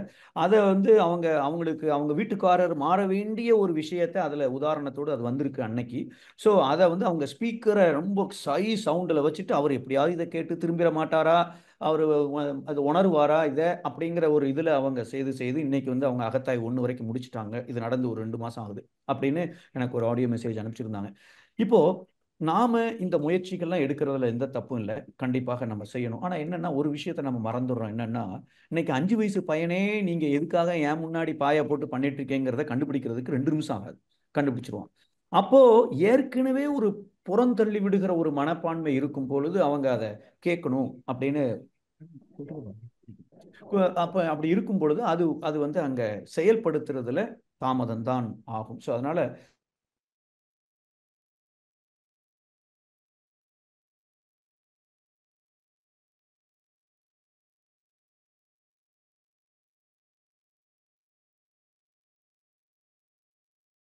மாற்றம் தேவை என்ற அளவில் நம்ம எடுத்துக்கணும். இப்போ நீங்க அதை பொறுமையா எல்லாம் எடுத்துட்டு அதை உங்களால முடிஞ்ச அளவுக்கு அதை முயற்சி பண்ணிட்டு இருக்கீங்க. That is excellent. இதை நம்ம தொடர்ந்து வாழ்க்கணும். என்னன்னா, ஆண்களுக்கு அவர்களுடைய ஆணவத்திற்கு தீனி போடுகிற அளவிலே எதை செய்தாலும் சரி சொன்னாலும் சரி முதல்ல ரைட்டுன்னு சொல்ல ஆரம்பிச்சுட்டு, அவர்கள் செய்யற நல்ல விஷயங்களை பாராட்ட ஆரம்பிச்சுட்டு, என்னுடைய மனதுல அவரை பற்றி இருக்கிற நல்ல விஷயங்களை மட்டும் என் மனசுல போட ஆரம்பிச்சுட்டேன்னா நீங்கள் நினைக்கிற எண்ணம் அங்கே போய் ஒரு மாற்றத்தை ஏற்படுத்த ஆரம்பித்து விடுகிறது. ஸோ அதுதான் நம்ம செய்யணும். ரெண்டாவது விஷயம், நீங்க பிள்ளைகளுக்கு சார்பாக நம்ம பேசுவோம் அப்படின்னு சொல்றீங்க. கண்டிப்பாக எல்லா அம்மாக்களுமே குழந்தைகள் வீட்டம்மா சண்டை போட்டாலும் ஆனா வீட்டுக்காரரை விட்டு கொடுக்க மாட்டாங்க. ஆனா வீட்டுக்காரர் அப்படி இருக்குன்னு அவசியம் இல்லை. ஸோ இது எல்லாமே ஒரு பிரிவினைவாதத்துக்கு காரணமா இருக்குமா அப்படின்னு கேட்டா, கண்டிப்பாக நாம பாசத்தின் காரணமாக என் பிள்ளை செய்யறது தான் கரெக்டுன்னு செய்யும் பொழுது கண்டிப்பாக அங்க ஒரு பிரச்சனை தான் உண்டு பண்ண போகுது. ஏன்னா எது சரியானது என்பது எனக்கு முக்கியம் இல்லை, என் பிள்ளை அதனால நான் அப்படி சொல்லுவேன் அப்படின்னு சொல்லும் போது அங்க பாசம் தான் அது பிரிவினையை தான் ஏற்படுத்தும். இப்ப இல்லாட்டாலும் அந்த நெகட்டிவ் காந்தலை ஏதோ ஒரு விதத்துல கொஞ்சம் புறந்தொழி, அடுத்த பார்ட்டியை மருமகளை யாரோ அவங்க புறந்தொழி விடுறதுக்கான ஒரு வேலையை தான் அது செய்துட்டு இருக்கும். ஸோ அதனால அதை நாம கூடுமான வரைக்கும் எது சரியானதோ, எனக்கு பிடிச்சிருக்கோ பிடிக்கல இம்பார்ட்டன்ட் இல்லை, எனக்கு விருப்பமா எது சரியானதோ அதை நாம கொஞ்சம் ஓப்பனா சொல்லாட்டா கூட அமைதியாக இருந்துட்டு அதை பாஸ் பண்றதுதான் சரியா இருக்கும்னு நினைக்கிறேன். இப்ப சுவாமிஜிட்ட வீட்டம்மா அவங்க கேட்குறாங்க என்பது எதை காட்டுகிறது? அவர்களுடைய உரிமை, அவர்களுடைய அன்பு, அவர்களுடைய அது பாசமா இருந்தா போகக்கூடாதுன்னு சொல்லியிருக்கலாம். ஆனா அங்க அன்புதான். ஏன்னா மகரிஷி அந்த அளவுக்கு அவர்கள் உயர்ந்து விட்டதினால் அவர்களுடைய எண்ணம் தான் அங்க பிரதிபலிக்கும். அவர்களாகவே அதை நீங்க போங்க, ஆனா நான் எப்ப பார்க்கணும்னாலும் வரணும், நீங்க என்ன பார்க்கறது. ஸோ இந்த வேண்டுகோள் எதை குறிக்கிறது? அவர்கள் எப்பொழுதும் எல்லாரும் சொல்றாங்களே சன்னியாசியா இருக்கணும், எல்லாத்தையும் விட்டுட்டு வந்தா தான் நாம இறை உணர்வு பெற முடியும், இல்ல தொண்டு செய்ய முடியும். கிடையாது. இல்லறத்தில் இருந்து கொண்டும் செய்யலாம் என்பதற்கான ஒரு வெளிப்பாடாகவே அவர்கள் கேள்வி அமைந்திருக்கிறது. அவங்க டிட்டாச் ஆகிற நேரத்தில் டிட்டாச் இருப்பேன், எப்ப எனக்கு வேணுமோ அப்ப நான் பார்ப்பேன் அப்படின்னு கேட்கறது எதை குறிக்கிறது? பற்றற்ற பற்றை மகரிஷி மட்டுமல்ல அவர்கள் துணைவியாரும் 100% கடைபிடித்திருக்கிறார்கள் என்பது அந்த கேள்வியிலிருந்து நான் புரிந்து கொள்கிறேன். அப்படித்தான். நன்றி, வாழ்க வளமுடன். ரொம்ப நன்றிமா, ரொம்ப நன்றி. நன்றி ஐயா, வாழ்க வளமுடன். மிக்க நன்றி. வாழ்க வளமுடன் அம்மா. நன்றி அம்மா. நன்றி. நன்றி அம்மா. வாழ்க வளமுடன். அடுத்ததாக ராஜேஸ்வரி அம்மா அவர்களை அன்போடு அழைக்கிறோம். கேள்விகளை சுருக்கமாக கேட்குமாறு அன்போடு கேட்டுக்கொள்கிறோம், நேரம் கருதி. வாழ்க வளமுடன் அம்மா. வாழ்க வளமுடன். நல்வாழ்த்துக்கள் ஐயா. வாழ்க வளமுடன். எப்படி இருக்கீங்க? வாழ்க வளமுடன். பார்த்தாவே எனக்கு சங்கராச்சாரியர் ஞாபகம் வருவாங்க.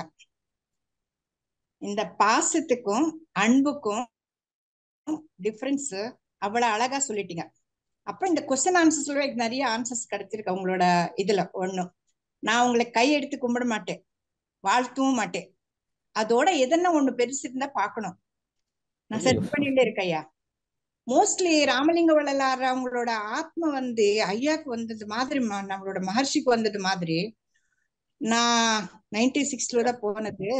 என்னோட ஓடிட்டு இருக்கு, நான் ஏற்கனவே கூலா உட்கார்ந்து இருக்கேன். ஓகே, ஃப்ரீஸ் ஆயிடக்கூடாது. 120 years மிச்சம் எல்லாம். ஏன்னா இந்த கரோனா வரலன்னா எங்க மாதிரி அவங்களுக்கு நீங்க கிடைச்சிருக்க மாட்டீங்க. ஒன்லி கத்தார் வரைக்கும் தான், தமிழ்நாடு வரைக்கும் தான் இருக்குமோ என்னமோ தெரியல எனக்கு. இப்ப இது எல்லாம் பார்த்தானே, ஏன்னா என்னோட 75 வருஷத்துல -25 போட்டானா 50 years மேரிட் லைஃப், கர்மயோகம் ஒண்ணுமே தெரியாம தான் அது எல்லாமா போயிடுச்சு. ஈவன் 22 years வேதாந்திரத்துக்கு வந்தாலும் முழிச்சா ஒண்ணுமே தெரியாது எனக்கு. இந்த கொரோனா வந்ததுக்கு அப்புறம் முத்துவையா மாதிரி ஒருத்தர் ஒரு ஸ்பீச் கேட்டாவே எங்களுக்கு இப்பதான் இன்ட்ராஸ்பெக்ஷன் நடக்கிறது. ஏன்னா ஆஃப்டர் 75 yearsக்கு இந்த 75 yearsல இந்த அன்புக்கும் பாசத்துக்கும் ஆத்துக்காடு லைஃப் பார்ட்னர் கூட ஒரு டைப்ல இருக்கும் அன்பு பாசம், பசங்களுக்கு கூட ஒரு டைப்ல இருக்கும். வேற இதெல்லாம் விட்டுடலாமா, வேற சம்பந்தங்கள்லாம் இட் இஸ் ஆல்ரெடி டெம்பரரி. ஆனா இந்த இது ஒண்ணு வச்சுட்டானா ஆத்துக்காரோட கூட நம்ம க்ஷம கேட்கலாமா ஒண்ணும். அப்புறம் உங்களோட கிரேட் என்ன தெரியுமா, எல்லா ஆம்பளுக்கும் ஈகோ இருக்குன்னு you are the first person to accept it. அதுக்கு நான் கையெடுத்து கும்பிட மாட்டேன், நான் தான் தேடிட்டு இருக்கேன் அதோட எதனா பெருசு கிடைக்குமா அப்படின்னு. ஒண்ணும் யாருமே இருக்கிறது இல்லை அந்த மாதிரி. It is 100% correct, but that is old generation. Nowadays since 15 to 20 years இதுல கொஞ்சம் பர்சன்டேஜ் 50-50 வருது. அது நம்மளோட வாழ்க்கையே தெரியறது ஒண்ணும். அப்புறமா நானும் ஒரு தப்பு பண்ணிட்டேயா உங்ககிட்ட. நானு என்னோட தப்பு விளக்கமா சொல்லணும்னு ஒரு ஆசை இருக்கு எனக்கு. ஆனா எங்க வீட்டுல இப்ப இப்ப சாந்தி கண்ணம்மா எல்லாரும் பேசியிருக்காங்க. விஷயம் அதுதான். இத்தனை வருஷம் ஆனாலும் அந்த தப்புக்கு சாரி சொல்லப்பட்ட தப்பு ஒண்ணும் பண்றது இல்ல. சின்ன சின்னது இருக்கும் இல்லையா, அதெல்லாமே சேர்த்துட்டு இந்த இன்ட்ராஸ்பெக்ஷன் நடக்கிறதுக்கு அப்புறம் உங்களோட ஸ்பீச்சஸ் கேட்டுட்டு கேட்கலாமான்னா அவங்க வழி கொடுக்க மாட்டாங்க, because of ego. Okay okay. இப்ப நீங்க சொல்லப்படி நித்யானந்த தியானம் பண்றதோட மனசுலவே அவங்களை நினைச்சிட்டு அவங்க கால் கும்பிட்டு நான் எதனா அந்த மாதிரி இருந்தானே இந்த 50 வருஷத்துல இப்படி பண்ணணும்னு ஒரு இது நான் பண்ணிட்டே இருக்கேன். ஆக்சுவலா ஐ எம் டூயிங். எனக்கு என்னன்னா என்னோட ஃபீலிங்ஸ் தமிழ்லவும் சொல்ல முடியல, இங்கிலீஷ்லவும் சொல்ல முடியல. என்னோட மதர் டங் உங்களுக்கு தெரியாது. ஓரளவுக்கு நான் என்னோட ஃபீலிங்ஸ் நான் பங்கு போட்டுக்கணும்னு ஒரு ஆசை. சோ இதுக்கு நிஜமா வேதாத்ரி மகர்ஷி அவங்க தான் மிச்சம் எல்லாமே முத்தையா நீங்க தான் கம்ப்ளீட் பண்ணணும் அப்படின்னு ஒரு முடிவுக்கு வந்திருப்பாங்க மோஸ்ட்லி அவங்களோட ஆத்மா.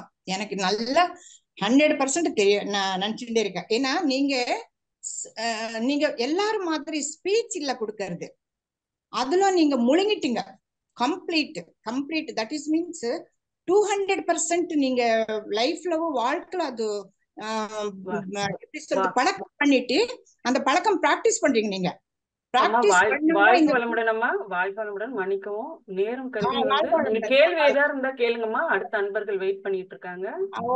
ஐயாவை நீங்க புகழ்ந்தது சிறப்பு தான். நீங்க கொஞ்சம் ஃப்ரீயா இருக்கும் போது ஒரே ஒரு செகண்ட் ஃபோன் பண்ணுங்க ஐயா, ப்ளீஸ் ப்ளீஸ். நம்பர் போட்டிருக்காங்க ஐயா, நீங்க பேசலாம். ஐயா ஃபோன் பண்ணி அம்மா ரொம்ப சாரிம்மா, ரொம்ப சாரி. சரிங்கம்மா, வாழ்க்கை வளமுடன்மா. நன்றியம்மா, நன்றியம்மா. வாழ்க்கை. அடுத்ததாக சபரீஷ் ஐயா அவர்களே அன்போடு அழைக்கிறோம். ஐயா கேள்விகளை கேட்கலாம். ஐயா சபரீஷ் ஐயா. அம்மா சபரீஷ் ஐயா இல்லம்மா, பவுன். ஐயா வாழ்க வளமுடன் ஐயா. வாழ்க வளமுடன் ஐயா, வாழ்க வளமுடன். ஐயா ரொம்ப சிறப்பா இருந்ததுங்க ஐயா உங்களோட உரை. உங்க ஆன்சர்ஸ் பறக்காவா இருந்தது. எனக்கு ஒரே ஒரு கேள்வி என்னன்னா, இப்ப வந்து எல்லாருடைய நல்குணத்தையே நம்ம வந்து கிரகிக்கணும்னு அப்படின்னு நம்ம மண்டலத்துல நான் எல்லாருமே நிறைய பேர் நான் அப்சர்வ் பண்ணியிருக்கேன். உங்களையும் வந்து நீங்க எல்லாரோட நல்ல குணத்தையும் நீங்க எடுத்துக்கணும், அந்த கெட்ட குணத்தை நம்ம ரொம்ப அதை பத்தி பாண்டர் பண்ண வேண்டாம்னு சொல்றீங்க. இப்போ ஆனா இப்போ கிரிட்டிக்கல் திங்கிங் ஆஃபீஸ்ல எல்லாம் பாத்தீங்கன்னா உங்களுக்கு குட் ஜட்ஜ்மெண்ட், பேட் ஜட்ஜ்மெண்ட் அப்படின்லாம் சொல்றாங்க இல்லைங்க. அதுல வந்து அது எப்படி நமக்கு அந்த அது ஏன்னா இப்போ ஒரு ஜாப் என்ன ரெக்ரூட்மெண்ட்டுக்கு நம்ம போனா கூட இல்ல சில இடத்துல ரொம்ப ஹார்ட் டெசிஷன்ஸ் எடுக்கிறோம், அந்த இடத்துல வந்து நம்ம ஜட்ஜ்மெண்ட் வந்து எப்படி கரெக்டா இருக்கும் ஒரு கேள்வி, அதை பத்தி சொல்லுங்க. நன்றி. வாழ்க வளமுடன், வாழ்க வளமுடன். அதாவது ப்ராக்டிக்கலான ஒரு கேள்வி. கண்டிப்பாக குட் ஜட்ஜ்மெண்ட்டு, பேட் ஜட்ஜ்மெண்ட்டு நம்ம ஆஃபீஸ் வேலைகளில் செய்யும் பொழுது, ஏன் வீட்லேயே கூட சில நேரங்களில், அதாவது இதில் வந்து நம்ம ஒரு விஷயத்தை மறந்துடக்கூடாது. என்னென்னா, நல்ல விஷயங்களை, நல்ல குணங்களை, அவர்கள் செய்த தியாகங்களை அதெல்லாம் வந்து நம்ம மனசில் போட்டு நிரப்பணும். அதுதான் கரெக்டு. அதே சமயம் மகரிஷி அவர்களே குறை இருப்பின், நீங்க அதாவது குறை காணும் நெஞ்சுடையோர் வாழ்வினிலே அப்படின்னு ஒரு கவிதையில முற்றும் இழந்தார் அப்படின்னு ஒரு அந்த கவிதையில வந்து என்னெல்லாம் கிடைக்காது அப்படிங்கிறத அதுல சொல்றாங்க. முற்றும் இழந்தார் வாழ்வினிலே. எப்ப குறைகளை வந்து நம்ம இது பண்ணும் பொழுது. மகரிஷி அவர்களே இன்னொரு கவிதையில நமக்கு கடமை இருக்கிறது, பொறுப்பு இருக்கிறது என்றால் அந்த குறைகளை நிவர்த்தி செய்வதற்கு நாம முயற்சி செய்யணும். ஆனா எப்ப அந்த குறைகளை சொல்லணுமா, அவர்கள் எப்ப அந்த ஒரு மனநிலையில ஏற்றுக்கொள்கிற ஒரு மனநிலையில இருக்கிறார்களோ அந்த நேரம் பார்த்து அவர்களிட இன்முகத்தோடு இன் சொல்லோடு அந்த குறையை அவர்களுக்கு சொல்லி புரிய வைக்கணும்னு ஒரு கவிதையிலையும் குறிப்பிட்டிருப்பார்கள். ஆனா இப்போ நீங்க சொல்ற அந்த கேள்விக்கு உண்டான பதில வரும் பொழுது, வாழ்க்கையில நாம நீங்க வாழும் பொழுது பிரிச்சு பார்க்கணும். நல்லது எது கெட்டது எதுன்னு பிரிச்சு தான் பார்க்கணும். பிரிச்சு பார்த்ததுக்கு அப்புறம் தொகுத்து பார்த்தணும். அவ்வளவுதான். பகுத்து பார்க்கலைன்னா இவன் கெட்டவனா நல்லவனா, இப்போ நம்மள்ட்ட வந்து ஒரு 1000 ரூபாய் கேட்கறானா, கொடுக்கலாமா கொடுக்க கூடாதா, கொடுத்தா அவன் என்ன பண்ணுவான், தண்ணி அடிப்பானா, இந்த கெட்ட குணம் எனக்கு தெரிய வேண்டும், தெரிந்துதான் அதற்கப்புறம் முடிவு செய்ய வேண்டும் தொகுத்து பார்த்து. இவனும் இறைநிலை தான், இவனும் கேட்கிறான், ஏன்ட்ட ஏன் கேட்கறான், ஏன்ட்ட இருக்குன்னு கேட்கறான். ஆனால் இப்போ நான் அதை கொடுத்தால் நன்மையா தீமையா, அவன் சந்தோஷப்படுவான். ஆனா அவரை சுத்தி ஒருத்தருமே இல்லைன்னா ஓகே, ஆனால் அவனை நம்பி வாழ்க்கை துணை குழந்தைகள் இருக்கிறது என்றால், கெடுதலும் துன்பமும் தான் ஜாஸ்தி என்றால் இப்போ நான் வேற எந்த வகையில இவனுக்கு உதவ முடியும், இவன் ஏன் இப்படி செய்யறான், இதுக்கு அப்படிங்கிற அளவுல. ஸோ உங்க கேள்விக்கு உண்டான பதில், குட் ஜட்ஜ்மெண்ட், பேட் ஜட்ஜ்மெண்ட், கெட்ட விஷயங்கள், கெட்டது நடக்கிறது அத்தனையும் எனக்கு தெரிந்திருக்க வேண்டும். ஆனால் என்னுடைய எண்ணம், சொல், செயல், நான் எப்படி செயல்படுகிறேன் என்பதை நான் யோசிக்கும் பொழுது தொகுத்து பார்த்து துன்பம் இல்லாத அளவிலே என்னுடைய கடமையை மையமாக வைத்து நீதி பெறலாமல் கடமையை செய்வதற்கு நான் முயற்சி செய்யணும். ஸோ அந்த வகையில அது கம்பெனி நிறுவனமா இருக்கலாம், இல்லறமா இருக்கலாம், எதா வேணாலும் இருக்கட்டும், பிரின்சிபல் ஒண்ணுதான். அத சில நேரங்கள்ல அலுவலகத்துலலாம் இதை செய்ய முடியாது அப்படின்னு சொல்றாங்க, நிச்சயம் கிடையாது. ஸோ இதை நீங்க கொஞ்சம் ஞாபகம் வச்சுட்டு மனசுல நிரப்ப வேண்டியது நல்ல விஷயங்களே ஒழிய குறைகள் தெரியணும், குற்றம் எங்க நடக்கும், எப்படியெல்லாம் நடக்கும் என்பதை நான் தெரிந்து கொண்டு அதிலிருந்து நான் தப்பிப்பதற்கோ இல்லை அதை நிவர்த்தி செய்வதற்கோ முயற்சிகள் எடுத்தா தான் அது நம்ம சரியான பாதையில போவதாக இருக்கும். இதெல்லாம் எவ்வளவு காலத்துக்கு செய்யணும், லைஃப் லாங்கா? கிடையவே கிடையாது. நான் என்னை சுற்றி நல்ல எண்ணங்களையும் நல்ல பாசிட்டிவான காந்த பரிமாற்றத்தை வைத்து கொண்டால் நிச்சயமாக மகரிஷி அவர்கள் ஒரு இடத்துல மகரிஷி அவர்கள் சொல்லியிருப்பாங்க, நம்ம பாசிட்டிவ் வைப்ரேஷனை பில்டப் பண்ணிட்டோம்னா நீங்க நினைக்கிறதை செயல்படுத்துவதற்கு எத்தனையோ பேர் காத்து கொண்டிருப்பார்கள். இது மகரிஷி கவிதையில நினைக்கிறேன், காத்து கொண்டிருப்பார்கள். இது நம்ம உணர்வு பூர்வமாக நம்ம அனுபவிக்க முடியும். எப்ப முழுமையெல்லாம் போக வேண்டாம், அந்த பாதையில பயணித்தாலே போதும், கொஞ்சம் கொஞ்சமா சில விஷயத்துல நம்ம அனுபவிக்க முடியும். ஸோ நம்ம நம்பிக்கையோடு செயல்பட வேண்டும், நிறைகளை நிரப்ப வேண்டும். அதற்கு அர்த்தம் பகுத்து பார்க்க கூடாது என்பது அல்ல, பகுத்துணர்வில் தொகுத்துணர்வு பண்பாட்டை இதை கொஞ்சம் செயல்படுத்த முடியுமான்னு பாருங்க. சூப்பரான கேள்வி, நன்றி, வாழ்க வளமுடன். பாப்பா அவங்களுக்கும் கேட்கும் நீ பேசுறது. வாழ்க வளமுடன் ஐயா, நன்றி ஐயா.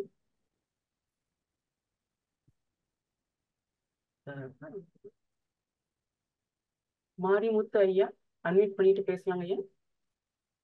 ஐயா வாழ்க வளமுடன். வாழ்க வளமுடன் ஐயா, வாழ்க வளமுடன். எனக்கு என்னன்னா, நீங்க ஃபர்ஸ்டே சொன்னீங்க அந்த மாதிரி இந்த பிரிவினைவாதத்தை பாத்தீங்கன்னா கணவன் மனைவிக்கு இடையிடையே இருக்கக்கூடிய அந்த இது அதிகமாயிடுச்சுன்னு சொன்னீங்க. இந்த இணக்கம் இல்லாதனால நிறைய அந்த பிரிவினைவாதம் வருது அப்படின்னு சொல்லி வேர்ல்ட் ரெக்கார்ட் படி சொன்னீங்க. அது நடக்கிறதுக்கு நம்ம என்ன மாதிரி இதெல்லாம் நம்ம செஞ்சோம்னா இந்த மாதிரி பிரச்சனை வராம இருக்குங்க? வாழ்க வளமுடன்.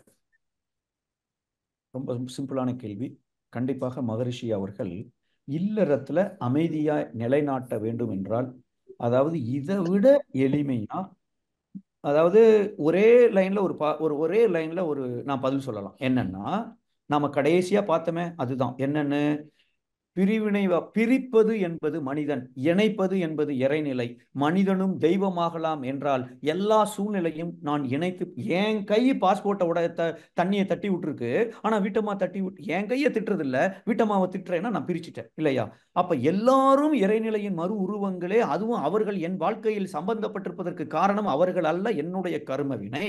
இது நம்ம கொஞ்சம் மனசுக்குள்ள வச்சுட்டோம்னா, இறைநிலை உணர்ந்தேன், அதுக்கப்புறம் என்ன சொல்லியிருப்பார் மகரிஷி, உணர்ந்தேன், இணைந்தேன், அவங்க வேற யாரும் இல்ல, அவர்களும் இறைநிலையின் மறு உருவம் தான், என் வாழ்க்கையில் சம்பந்தப்பட்டிருக்கிறார்கள் என்றால் என் கூட பிறக்காட்டாலும் என் தம்பி இல்லை எங்க அப்பா இல்லை பெரியப்பா தான். அதற்கப்புறம் நிறைந்தேங்கிறது தானா வந்துடும், என் மனசு நிரம்ப ஆரம்பிச்சிடும். இதைத்தான் செய்யணும். ஸோ அப்ப எல்லாம் இறைநிலை, திருமணங்கள், சொர்க்கத்தில், அப்போ வாழ்க்கை துணை என்பதும் இறைநிலை தான். இதை நம்ம செயல்படுத்தணும், அன்பாய் இருக்க வேண்டும், இதை தான் நான் செயல்படுத்தணும். இதை இன்னும் எளிமையாக்கி நமக்கு இந்த கிளிப்பிள்ளைக்கு சொல்ற மாதிரி லட்டு மாதிரி வாழைப்பழத்தை தொலியை உரிச்சு வாய் வரைக்கும் கொண்டு வந்து கொடுத்திருப்பார். நீங்க குடும்ப அமைதிங்கிற ஒரு சாப்டர்ல மகரிஷி அவர்கள் 16 கருத்துக்களை சொல்லியிருப்பார்கள். அந்த 16 கருத்துக்களை பின்பற்ற ஆரம்பிச்சா போதும், கண்டிப்பாக ஒரு 30 நாள்லயே ஒரு மிகப்பெரிய முன்னேற்றத்தை நம்மளால பார்க்க முடியும். ஸோ அந்த 16 பாயிண்ட்டை நீங்க அந்த மனவளக்கலை வால்யூம் 1ல் இருக்கா 2ல் இருக்கான்னு தெரியல, நீங்க அதை கொஞ்சம் பார்த்தீங்கன்னா அந்த 16 பாயிண்ட்ஸ்ல பார்த்துட்டு எந்த பாயிண்ட்டை நான் வீக்கா இருக்கேன், எதுல நான் அது மாற்ற வேண்டும், எப்படி மாற்ற வேண்டும் அப்படின்னு யோசிங்க. யோசிச்சுட்டு அதை செயல்படுத்த முடியுமான்னு பாருங்க. அந்த 16ல் ஒரு 2-3 பின்பற்றினாலேயே கண்டிப்பாக குடும்பத்துக்குள்ள ஒரு அமைதி கூட ஆரம்பிச்சிடும். நன்றி, வாழ்க வளமுடன். நம் கடமை அறவாழ்வின் நாட்டத்தே சிறக்க